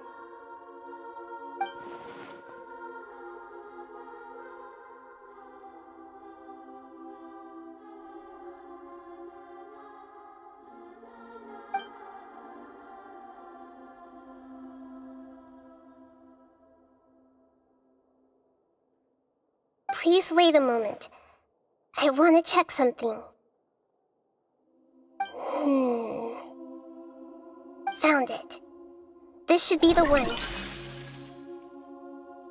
It turns out that I have a strange way of confirming everything she has told us. What is it? A record from a personal collection. It was tucked away in a corner. You should take a look.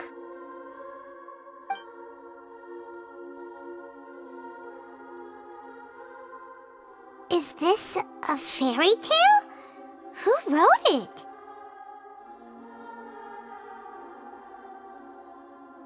I authored this record myself. Huh? You wrote a fairy tale that somehow has something to do with the balladeer? When combined with the traveler's narrative, it's clear that this story is an allegory.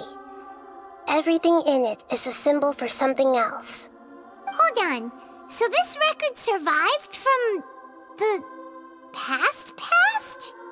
Yes. Any information about the balladeer or the Kabukimono and other records will have been changed. But I wrote this story in a way that means it was left intact. Changing the information in Irminsul changes to that. But Irminsul can't change information that was well hidden in advance. I guess I must have written this story as a backup before the balladeer entered Irminsul. That's incredible! What a great idea! And sending the traveler into Irminsul with the balladeer must have been a further precaution. I knew she'd remember everything. This story is abstract enough that it still resonates with the present information recorded in Irminsul. But if we connect all the different pieces together, the true story that emerges is the one she told us, the now erased life of the balladeer.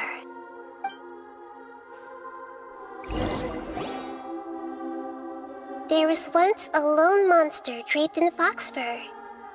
The monster found a family of foxes, joined them, and they became friends. The monster lived with the family day and night, and everyone treated it as one of their own. Once in a while, the monster would take off its fox fur at night and lament to itself as it gazed at its reflection in the water.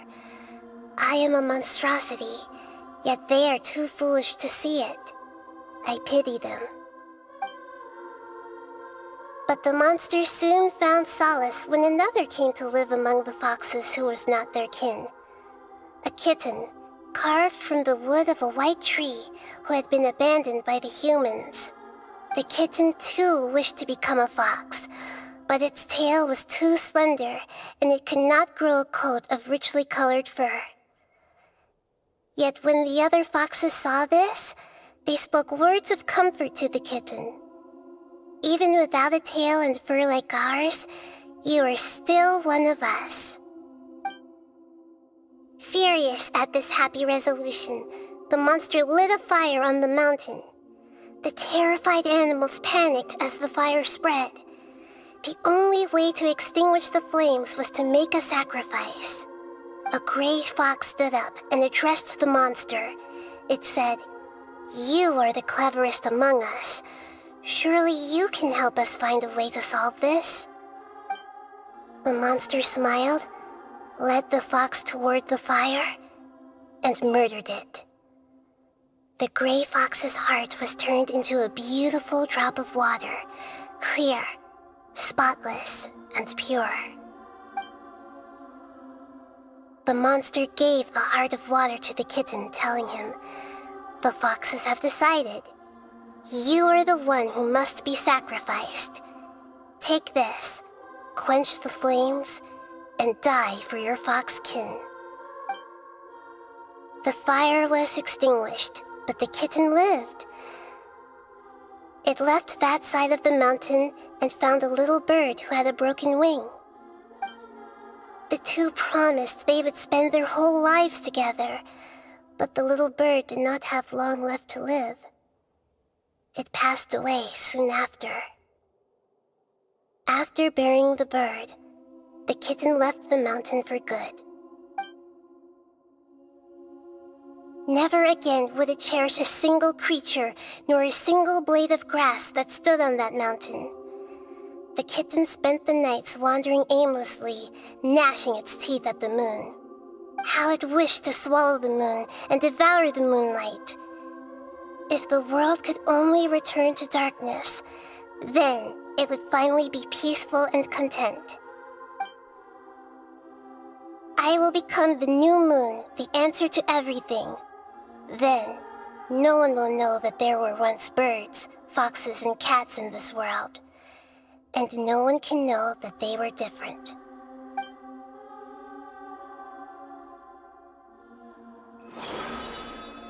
We solved it! I remember now. This is not just the Balladeer story. It is his very own memories. I made a backup so that it would be preserved no matter what happened. To become a god, he was experimented on and modified countless times. It was brutal torture, and the only reason he was able to survive is that he was a puppet. This memory was extracted from him by the scholars. Presumably, they kept it to have something to defend themselves with. Creating a deity was just the first step. Some of them wanted to be able to control it. That's why they backed up his memory for later use. I buried it deep inside one of my own dreams, and then hid it inside an allegorical story so that it wouldn't be altered. It's hard to believe that this person really existed, let alone that he tried to get rid of us on more than one occasion. Paimon has no memory of him at all. He completely vanished like a puff of smoke. The Balladeer agreed to help me look for information about the Descenders, and although he was unsuccessful, he still helped you. Before he vanished, he confirmed an important detail, that Conria was where your twin first came into this world. We still don't know how the change to Irminsul will affect the senior ranks of the Fatui, but in all likelihood, they won't even remember their own Harbinger.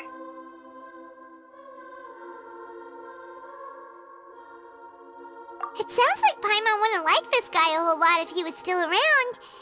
But still, Paimon doesn't like the way it all ended that much better. This is why wisdom alone cannot answer all our questions. We look, we see, and we comprehend, but the question still troubles us. So the answer is not everything. People yearn to find the truth and then conquer the troubles they face. When you give someone the truth, you give them a chance to choose their own destiny. To others looking on, this may seem like a pointless endeavor, but for him, the chance to act on his desire to disappear must have meant a lot. Never forget that even when we walk beneath dark clouds along a road filled with suffering, the light of wisdom is always there, guiding us toward a better destination. And that is what you have been doing all along. Yeah, Nahita's right. Cheer up! How about we go get something to eat? We can pick up this heavy conversation again later.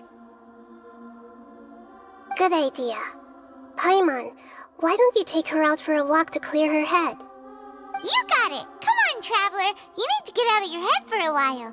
You'll feel much better after taking a walk. Let's go get a snack from one of the stalls in the Grand Bazaar!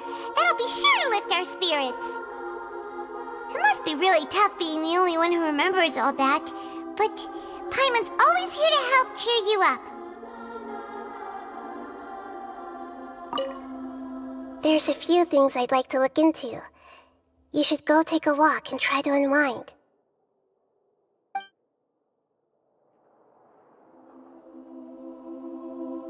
I see everything! It really is as they say. People will always spill their secrets after a few drinks. If I had the money to hire a fleet, I would have opened up a Liyue market ages ago. Someone lost Mora again. Welcome! Get your spices here. We've got all kinds.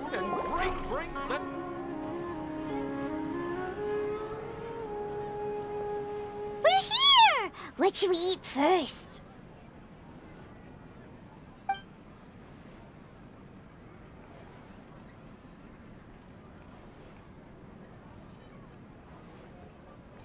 Hey, are you gonna answer or what?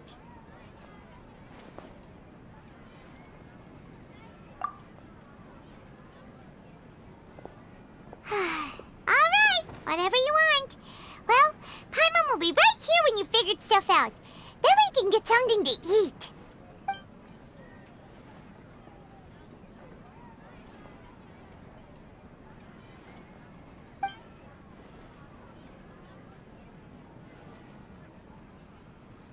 What is it? Have you figured it all out?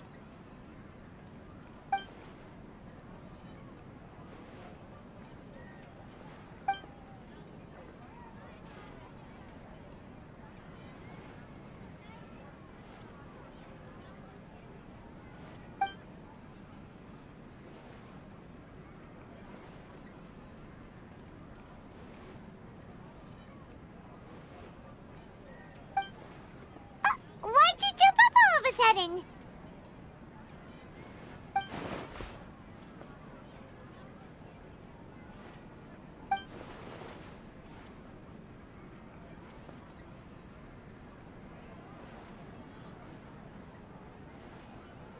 Excuse me, boss. There seems to be a small problem with the last bill. Look, here.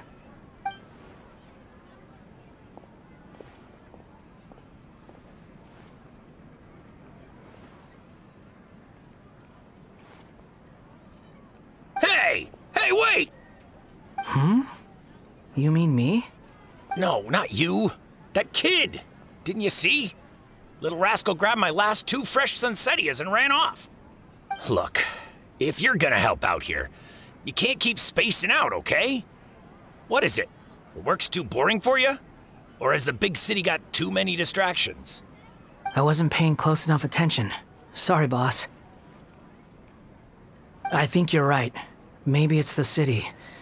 It's so exciting. It can be hard to focus. Who's that guy? You know him or something? He's who? You're a strange one, kiddo. You say you don't want any money for helping out here, and then when I actually give you some work to do, you keep letting yourself get distracted.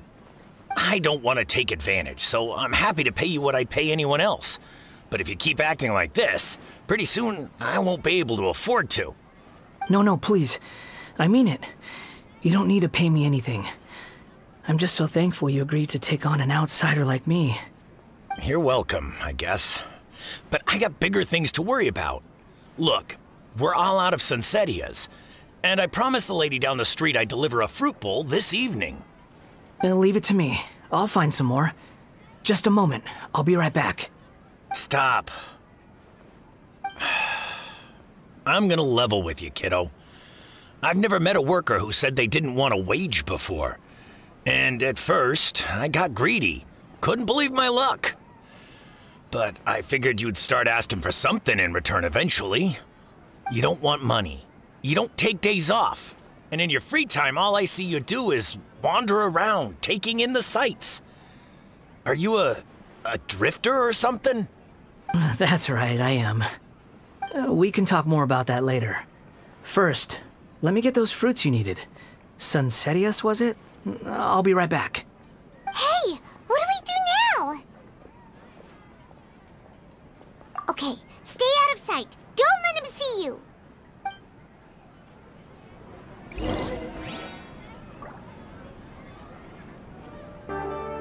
Hey! Just an honest guy doing some honest business.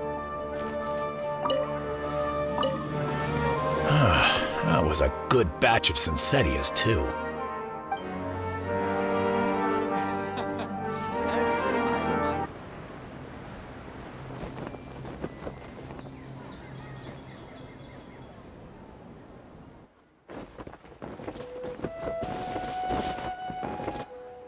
Yeah, this'll do. Even though you say he's the balladeer, what are we planning on doing? Stealing his Sunsetius? Isn't that a bit too cruel? Oh, all right. This should be enough. Guess I should wash them before I take them back.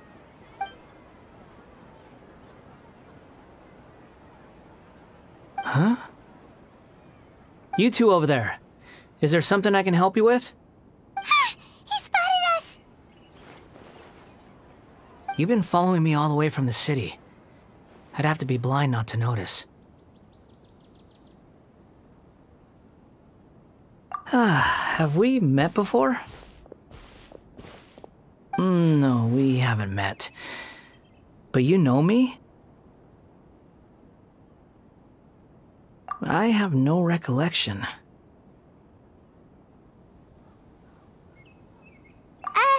Are you absolutely sure? Sorry, but I just can't take your word for it.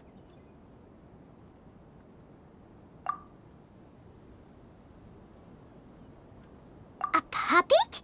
What makes you think that? Huh? You were right!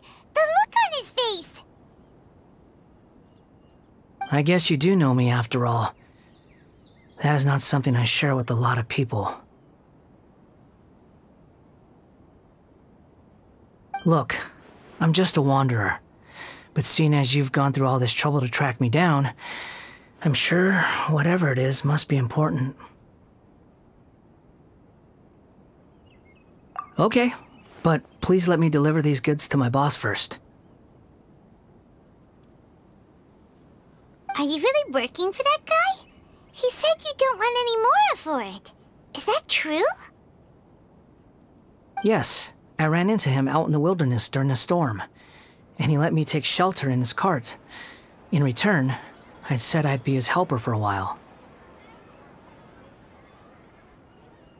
That's oddly nice of you. Let me take these back. Then I'll come with you, okay? Then let's return to the city.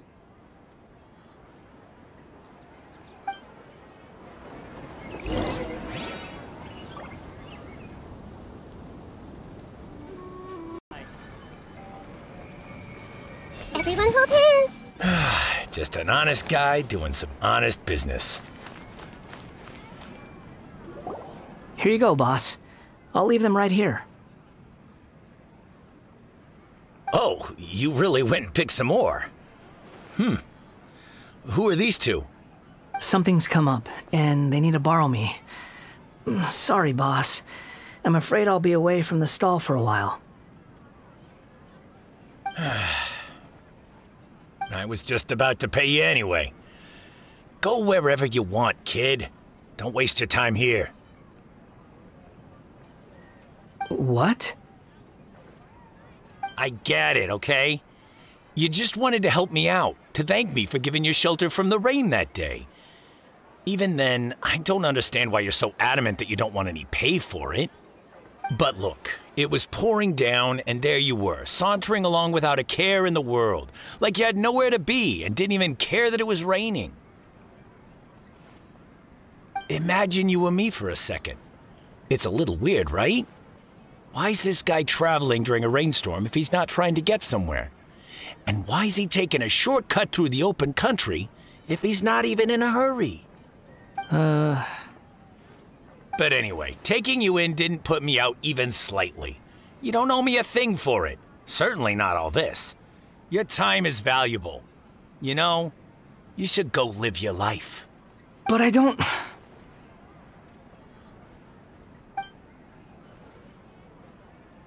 No, you're right.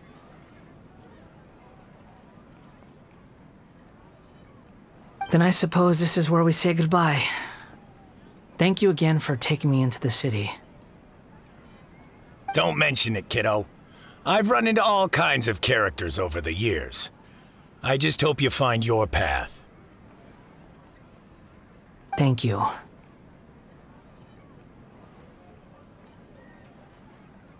All right, done. Thanks for waiting for me. We can go now.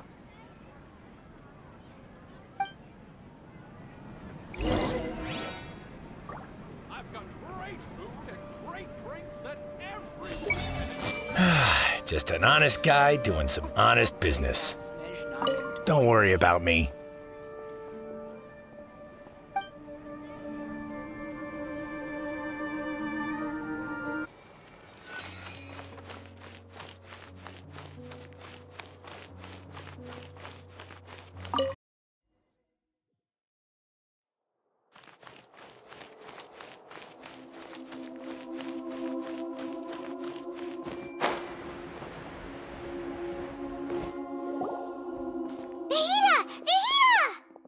What's wrong? Huh? Are you? Hello. I do apologize for the sudden intrusion. We found this guy in the street, but he doesn't seem to remember anything. So, yeah, quite an eventful walk.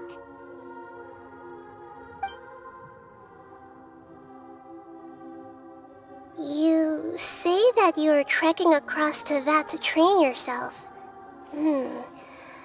Many other Inazumans who describe themselves in this way call themselves Shugenja. Why do you refer to yourself as a wanderer? Well, it seems more relevant in my case. To me, it sounds like a plant with no roots. But these two claim that they know me, and that I have a hidden past unknown even to myself. I wouldn't call it the past, but rather... this is a difficult one to explain.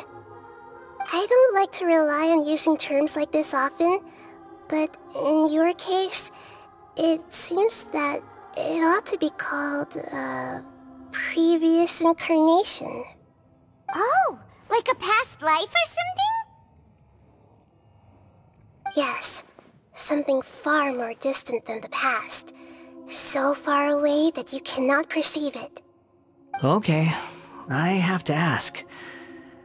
What was I like in my previous incarnation?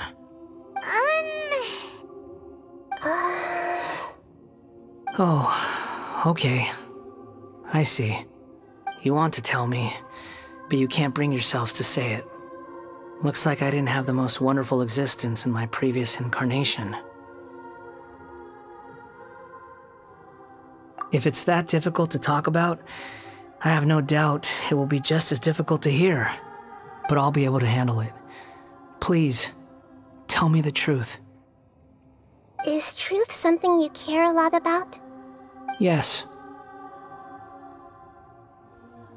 Then I'll be straight with you. In your previous incarnation, you did many things that would be considered evil. You nearly died because of what other people did, and many died because of you. As a non-human being, you hated gods and humans alike. You drifted from place to place, never able to settle, even where you found status and identity. You adamantly believed that you were missing a heart. Actions rooted in persistence sometimes bear bitter fruit. Sometimes, you have to let parts of yourself go, or you'll never be happy.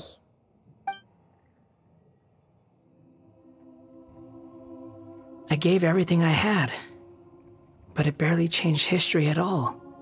In terms of the outcome alone, that's true. I don't think I can judge everything I've heard purely in terms of right and wrong. Each choice a person makes belongs to a specific place and time, a chain of cause and effect, a cycle of karma and consequence. That is the nature of truth. If one thing is right, its opposite must be wrong. And yet, dichotomies like this are not enough to explain the world in all of its complexity. It seems like my previous incarnation wasn't the most likable individual. We're not trying to hurt your feelings or anything, but yeah, we weren't your biggest fans. If we were enemies, why are you trying to help me find the truth? This is so frustrating! This guy's supposed to be our arch enemy, but now he's just some random stranger we met on the street! He's got so much to answer for, but we can't make him talk because he doesn't remember anything! What a weird situation. Lesser Lord Kusanali, as the God of Wisdom, I trust that everything you told me must be true. Yes, it's all true. I can even show you the memories themselves, if you're willing. Please, I want to see them for myself. I want to experience my own transgressions. Even though it will cause your present self great mental anguish? I'm just a puppet, with no heart and no name. There is nothing in this world for me to cling to fill the void within me. Except maybe these sins that can never be undone. Very well. As you wish. Wait, shouldn't we go with him? This one's kind of on us for bringing him here. Don't worry. Whatever danger I might face, it's my burden to bear. Traveler, could I ask you to supervise him on my behalf?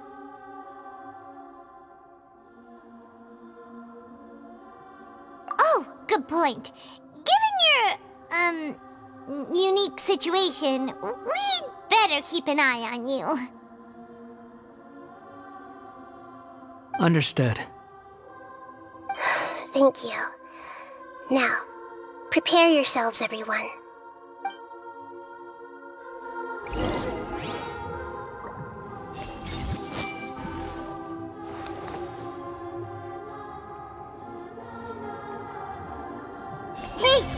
Time to face the music.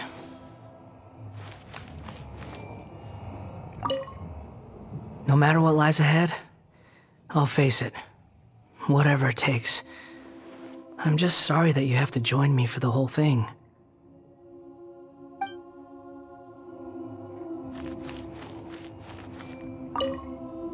It's time to get ready.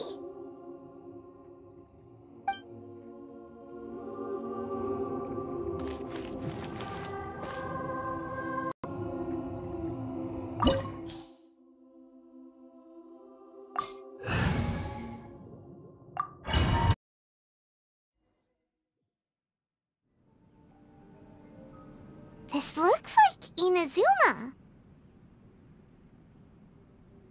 Right now, you're in a dream I created using information extracted from your memories.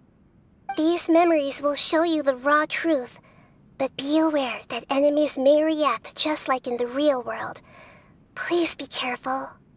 Sounds like an immersive experience. It's a good thing we came along. You don't need to do this for me. I don't deserve your protection. We never give up halfway. Well, we had to once, but that was your doing. All right. Thanks. Wanderer, this is the Shake Pavilion. In your Balladeer incarnation, this is where the Electro Archon placed you after your creation. You had a great many memories here. Is that because this is kind of like his birthplace? You could say that, in a sense. You'll see why shortly. I hear footsteps. This place is huge. I can't believe the landslide didn't fill it in. I wonder who built it. The Crystal Marrow Miners? No, there's no way. Look at this exquisite construction work, and so well preserved, too. No mining crew would be capable of this.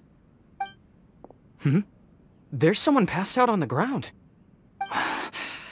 Who are you? You're awake. What happened? How'd you get stuck here? Are you injured? Not a scratch. And these fine clothes. Who are you?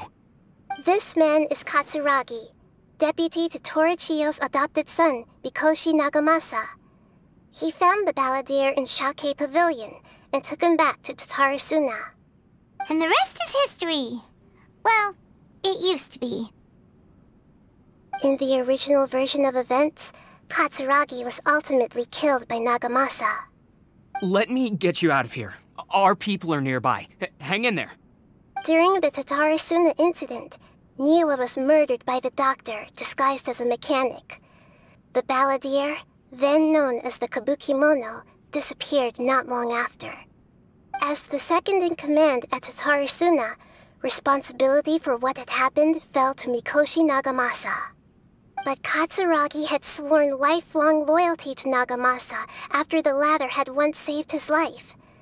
At Katsuragi's insistence, Nagamasa killed him to put an end to the Tatarasuna incident.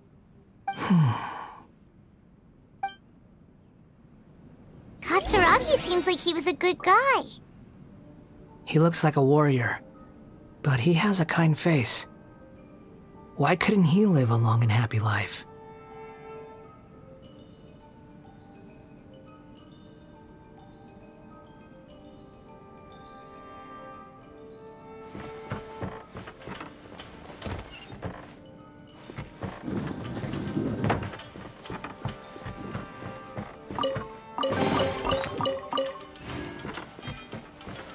Nagamasa, I found this young guy in a cave sealed off by a landslide. He doesn't remember his name. Well, we need to call you something. I hear the workers are calling you the Kabukimono. That's fine with me. Katsuragi, report to Niwa.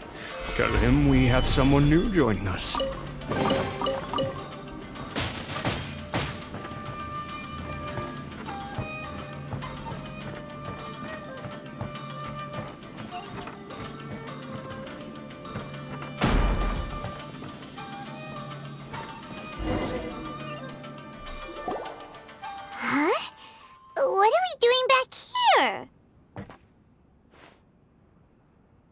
Whoa, this is where you were born?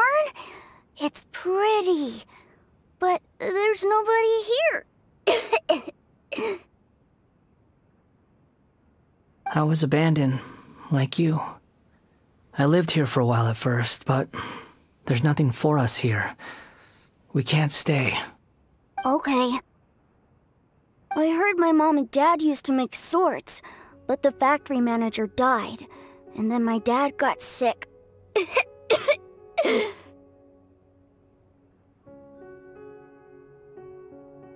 He kept coughing all the time, just like me. Then Mom started coughing too. But you can't. You promised me. Yup, we're family now. We're gonna be together forever and ever. This child didn't have a name. Or rather, the balladeer didn't know what to call him. His father died before he could name him. After his mother died, the child stayed in their straw hut alone. Some of the neighbors helped to raise him. After leaving Tatarasuna, the balladeer ran into this child who didn't have a name, just like him. They made a promise to live together. What happened to the child then? He died from his illness while he was still very young. The balladeer came home one day and found that he had stopped breathing. Hey! What's wrong? Say something! You promised me we could be family! You're no different from Niwa and all the others. You betrayed me too.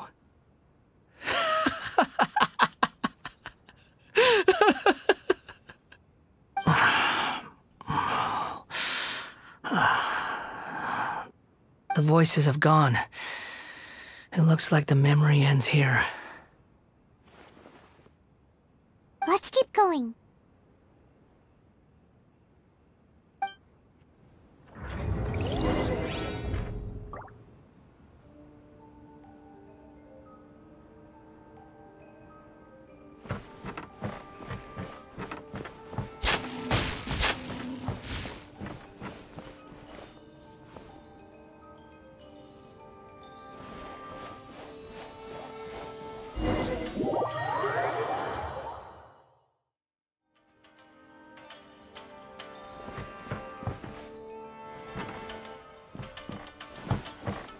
You do realize you're blocking my path.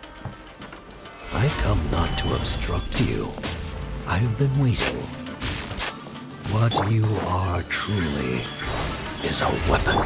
One that could be wielded with an iron will. Or you could continue to drift aimlessly. Are you trying to win me over? Long and fated rebellion has begun. Why not take your place at the banquet and join those who shall feast? Hey!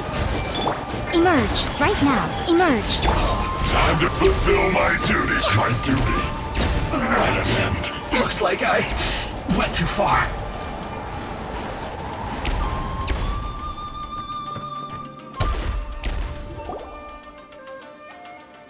This place is dark. Paimon knows this place. It's the Delusion Factory in Inazuma. In the original version of events, the Traveler once encountered the Balladeer here. Such a creepy atmosphere. And so familiar.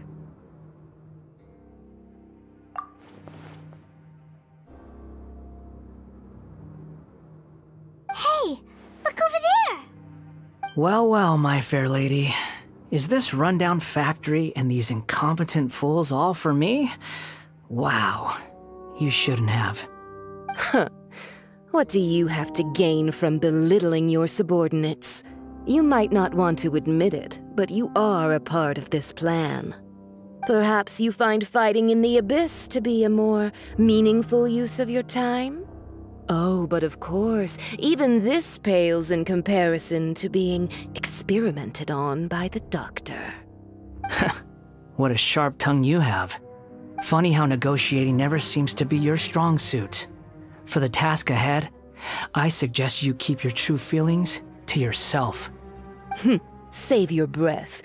I know what I have to do. I'm sure you think so, but I still think you need to hear it. Don't start thinking you're invincible, and don't let your emotions get in the way. Surely you're not worried about me. I just can't have you getting in my way. You and Child never fail to find ways to complicate things. I'm merely lighting a little fire in this chaotic nation. But you, being tossed out like trash, must make you want to destroy it completely.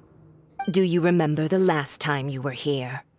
That was a lot of swordsmiths you killed. I'm sure the descendants of the Raiden Gokaden are still suffering the consequences now. Look at you. Oh, don't get so sentimental. Now, give that poor little tongue of yours a rest and stop pretending like you're above everyone else. Bye then. See you at the victory feast. Poor little tongue? She's playing with fire talking to me like that. Who does she think she is? Forget it. Someone might find me here any minute now. I should prepare to give them a warm welcome.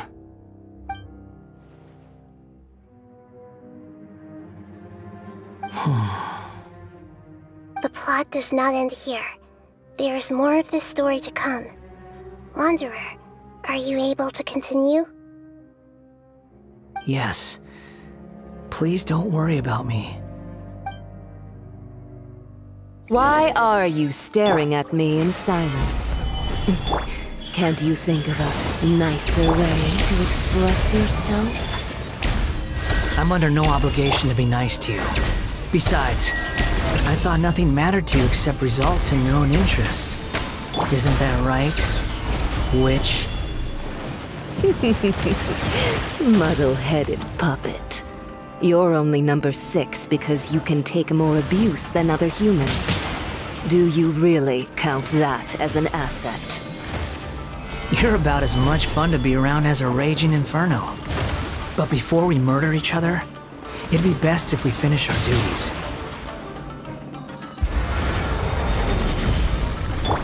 I see everything! Make yourselves at home! Right here, right now. Access denied! Power flows through me! They're not. Solidify your duties! Emerge, right now, emerge. Born of ice and frost! Blaze over! Let me amuse myself a little.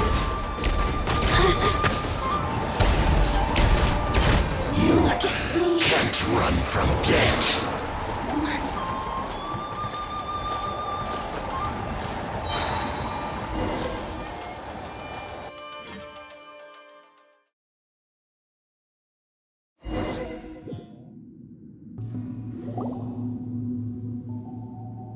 Looks like we've arrived in Sumeru. Is that? Considering that Amorta's sage, Nafis, refused to join this project, I'll take part in the experiment in his place. Welcome. I look forward to a fruitful collaboration. When do we start? You seem impatient. You should know that becoming a god is far from a trivial affair. The biological transformation is a lengthy process. As such, I too would recommend that we commence as soon as possible. In the event that a successful connection is established, his body will become permanently bound to the machine, and he will be unable to move independently of it. Nothing worse than what I've been through before then, Doctor. You were the most resilient test subject I ever came across. Thanks to you, I was able to garner a great deal of information. Alas, after that, you were under orders to remain in the abyss. We barely saw each other, and it became difficult to further refine the knowledge I had gained. That was gracefully worded. Ever wonder what they think if they knew that nothing matters to you, apart from your crazy experiments? I suggest you speak to me in a more respectful tone, Scaramouche. The mere fact of your utility does not make you indestructible. The doctor again? That was uncomfortable to watch. That person gives off a very sinister energy. It's normal for him to give you the creeps. He scares the bejeebers out of Paimon. Let's move on.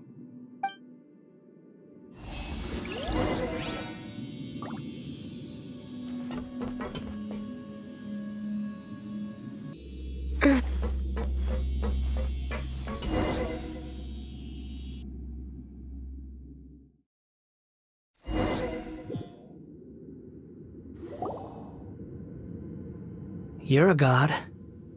Do you think I'm evil? If you accept that he is you, just as you are you, then yes, you are evil. In your eyes, are there any differences between humans and puppets? Do you think there are any differences between your present self and your previous and future incarnations? If not, then what are the differences between humans and puppets? Whoever has tasted the joys and sorrows of life in the human realm is human. Whoever has loved and lost, cried with grief, howled with rage at the tragedy of death that eclipses the miracle of life, they are human too. I've seen enough of my past. If possible, I'd like to reclaim the sins that are mine to bear.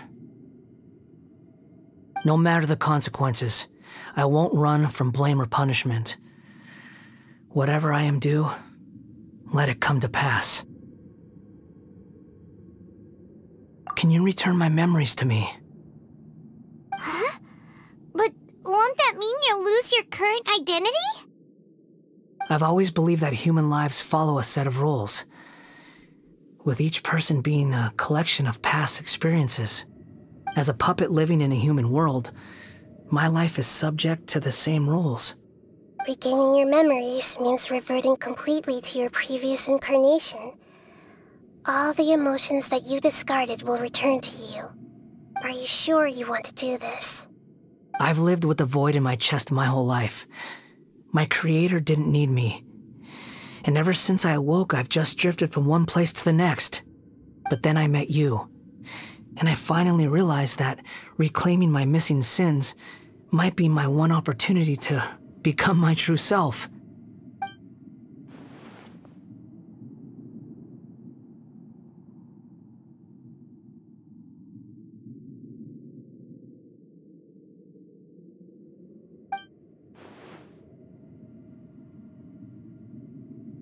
I've always felt I have an innate tendency to yearn for something more, in a way that goes deeper than for most people. But for all my soul-searching as a Shugenja, I've never fully understood it. Looking at it now, it seems that I brought this curse upon myself. So I beg you, grant me this opportunity to gain a purpose, to change my destiny, and end my wandering. Very well. Since your mind is made up, I will return to you that which is yours.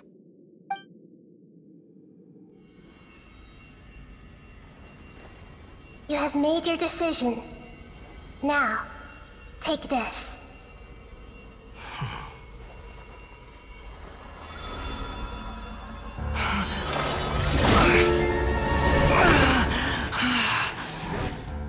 Set him free.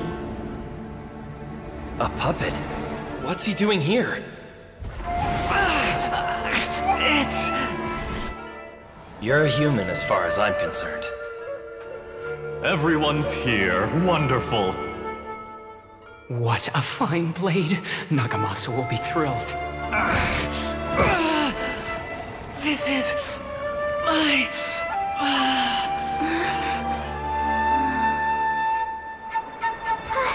Is he alright?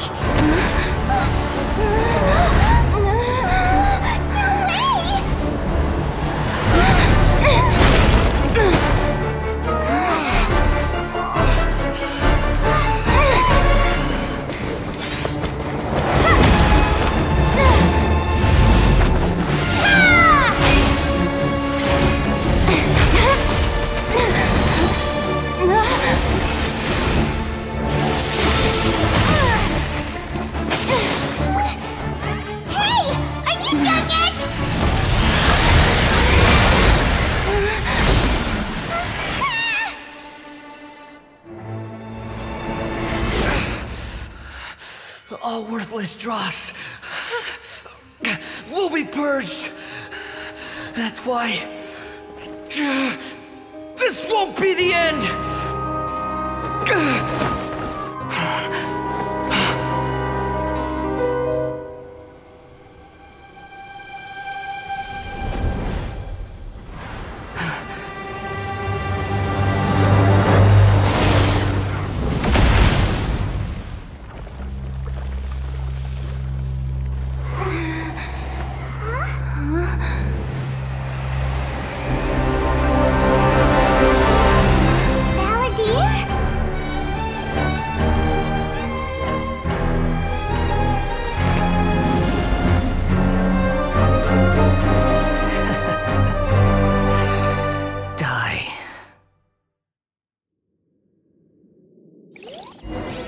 This is trying my patience. Have you got all your memories back now? You got any questions?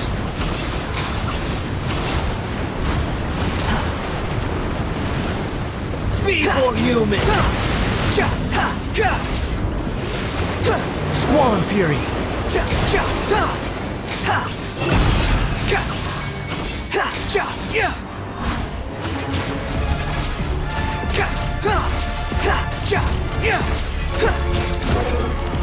At my command, you shall fall!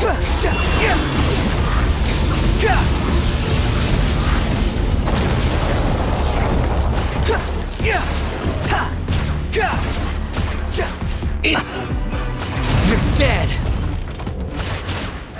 My endless cycle cry louder! Begins! Nothing worth mentioning. The wind rises.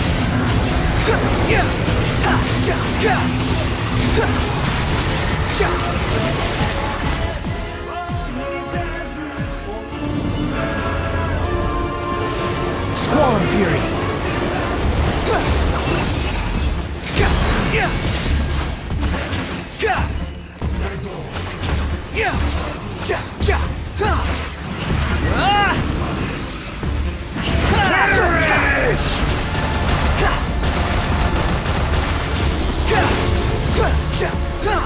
How amusing. Insignificant pest!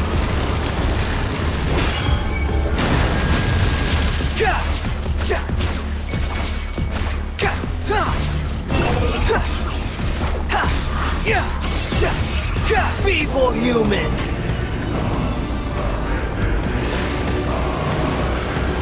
The wind rises. Bow your head!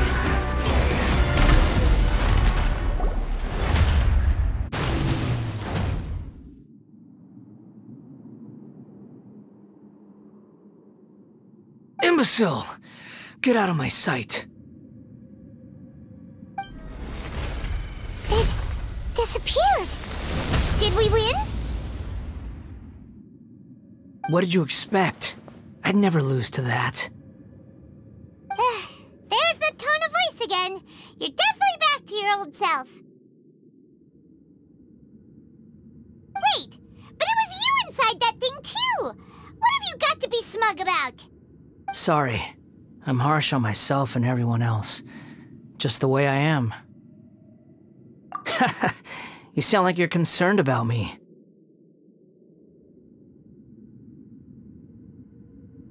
But don't worry. Thanks to you, even if I didn't change a thing, at least I now know the truth.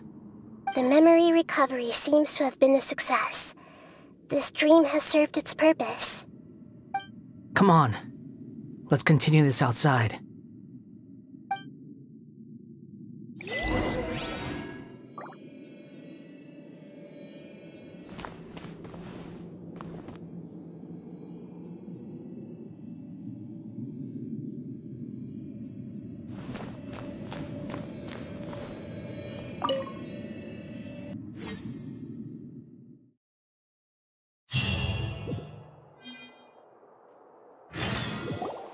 Welcome back, Traveler, Paimon, Balladeer. It feels like we just went on a really long journey.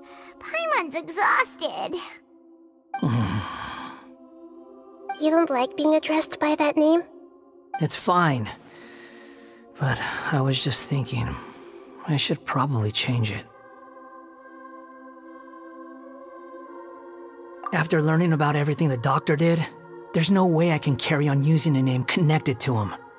I'm not planning on returning to the Fatui, and they wouldn't take me back anyway. Recent events will have affected a lot of people, and they might not even remember who the 6th is. So, you're quitting the Fatui for good?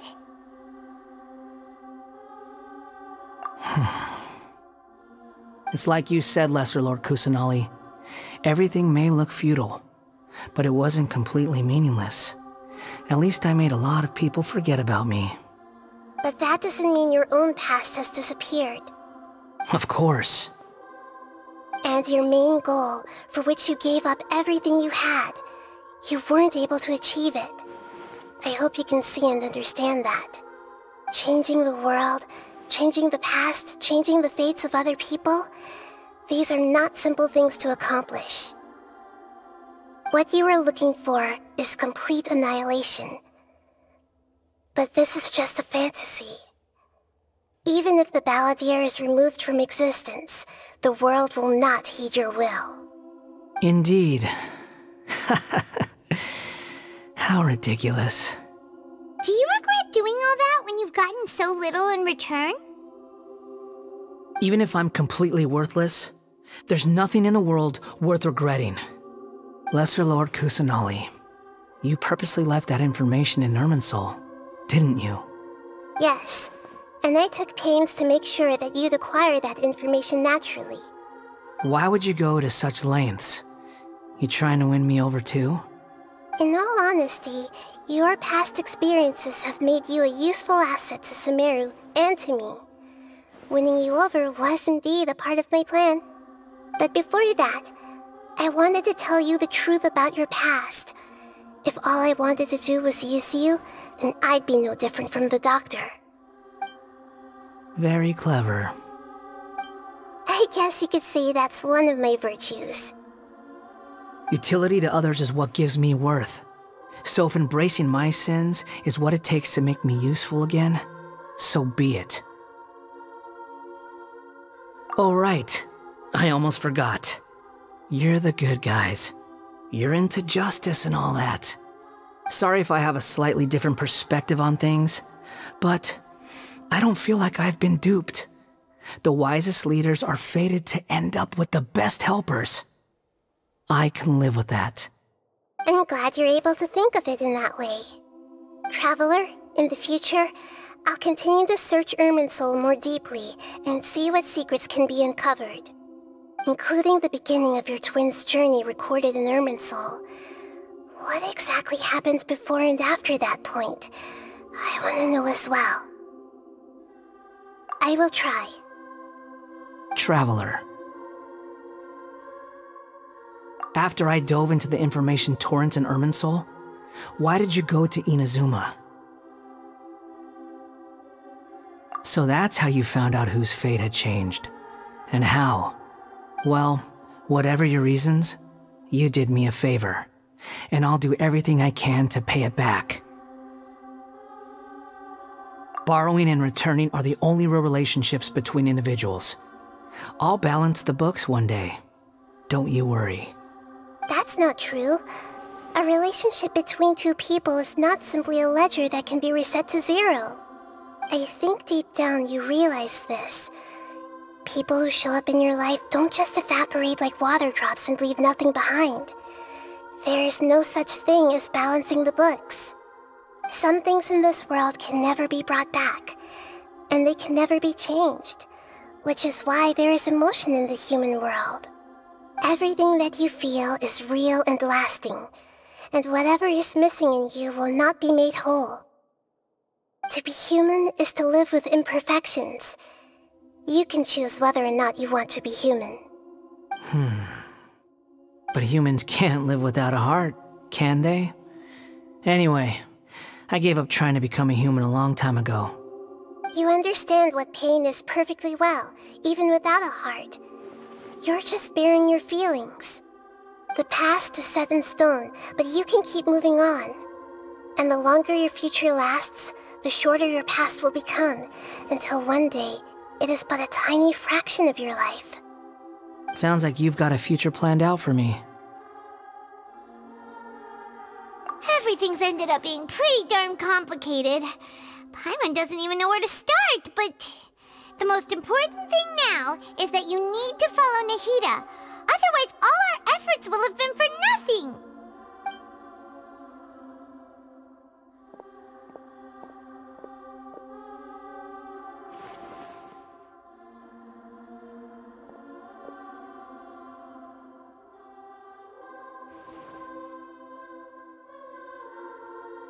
Then I guess I'll be helping you from behind the scenes from now on. I'm glad that you've accepted our proposal. Why don't you choose a new name to celebrate? Ooh! Paimon wants to pick an ugly nickname for you, too! Why? Because Paimon still doesn't like you that much. Then I hope we don't see much of each other in the future. A name is life's first gift. You didn't say it out loud, but I know that's what you're thinking. The Traveler and Paimon have helped you a lot. If you can't decide on a new name, maybe you can ask them for ideas. No! Paimon only does nicknames! If it's a serious name you're after, it's all yours.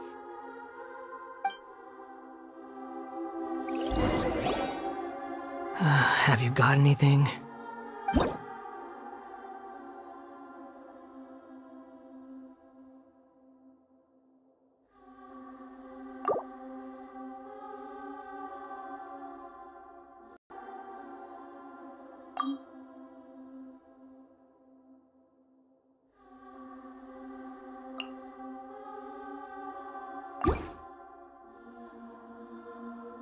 That won't work.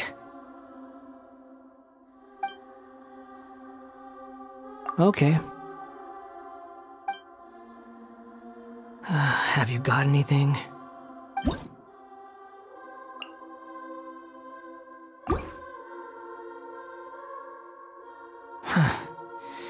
Have no need for these names anymore.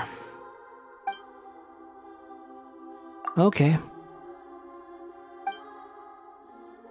Have you got anything?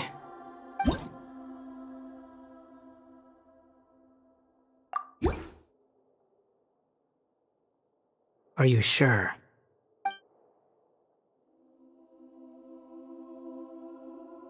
Oh, all right. If you say so. There! Now you have a name of your own. What about a nickname? Are you done yet? Still thinking. Stop rushing me! Take your time. I don't need to see you again until you've thought of one. Everyone who manipulated me and made me suffer will have to pay the price. You mean the Fatui? The doctor, at least. Now that your stance has changed, I believe your future path will change accordingly. But it won't be immediate. You still need some time to compose yourself. One more thing. There are still some descendants of the Raiden Gokuden living in Inazuma. Some of them know. Well, they ought to know about the connection between Raiden Gokuden and myself. I don't plan to leave Sumeru for the time being. If you see them in Inazuma, please tell them that I was the one responsible for the Raiden Gokuden's downfall. Even though the events have been erased from the world, they still deserve to know the truth. I see. That is up to you. Huh? But if we do that, then... It's fine. Let them stab their blades into my chest if they so desire. Maybe that's how it always should have been.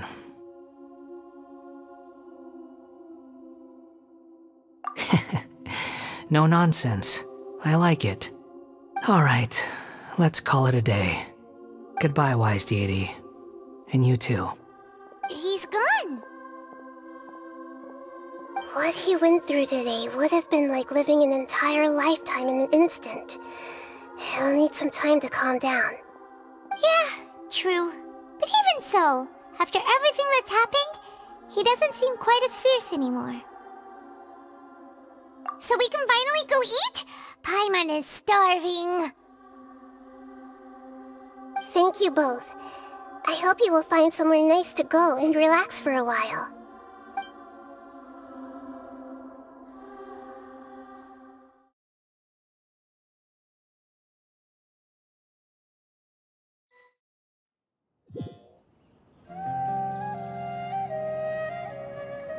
I've got it! I can end my novel with some words from Mikoshi Nagamasa. You mean because everyone else in the story is dead? Yeah, I heard that Mikoshi Nagamasa died at a ripe old age. He's the perfect fit to be the narrator of the epilogue.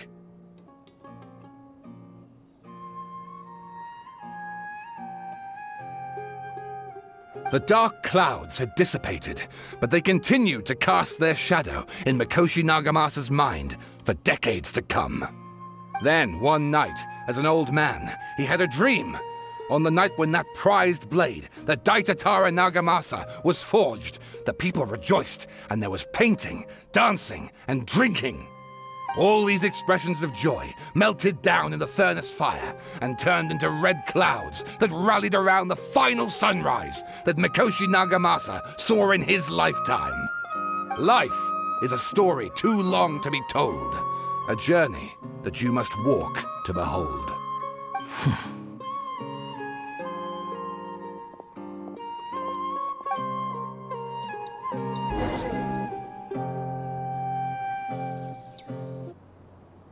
Everyone hold hands! I feel like you've enlightened me.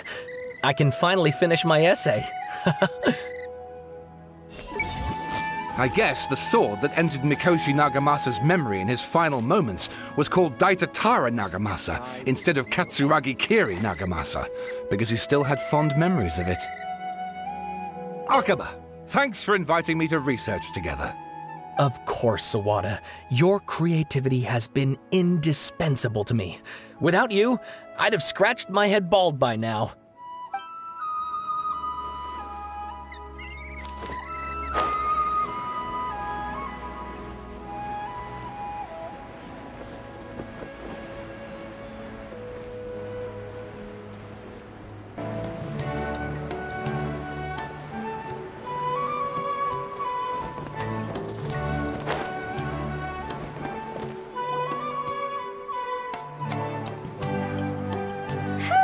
It's about time we had a break. As soon as you stop, all the tiredness and hunger comes rushing back. Wow, great! Huh? Look at the vase. Did someone break it while they were cleaning the room or something? But Paimon doesn't remember there being a cleaner.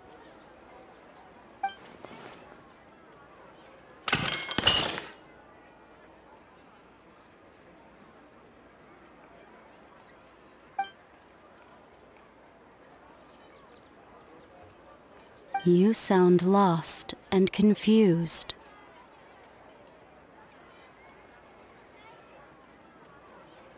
I know why you are troubled. Any who knew of this would find their mind overwhelmed. Huh?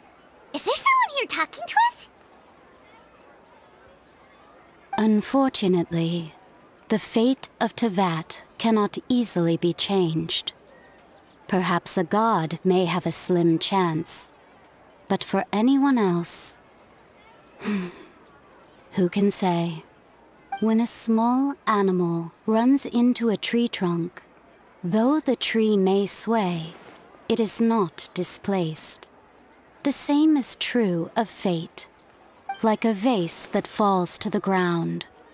Whether it is broken by a cat or by a bird, the result is still a broken vase, is it not? Who are you? How do you know about all this? History does not change easily, but human hearts can. Believe your own eyes. Only that which you see is true. What is unseen is but an illusion.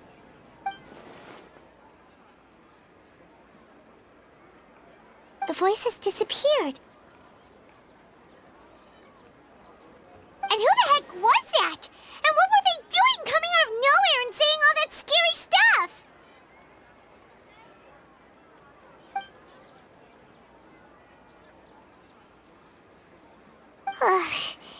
Anyway, that face is still lying there broken on the ground.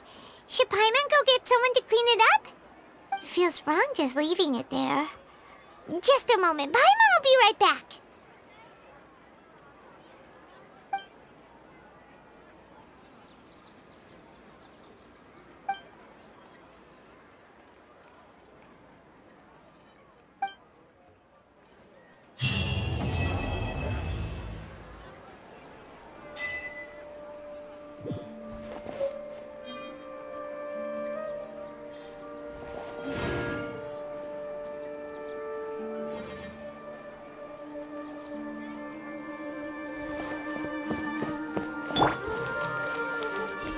both hands.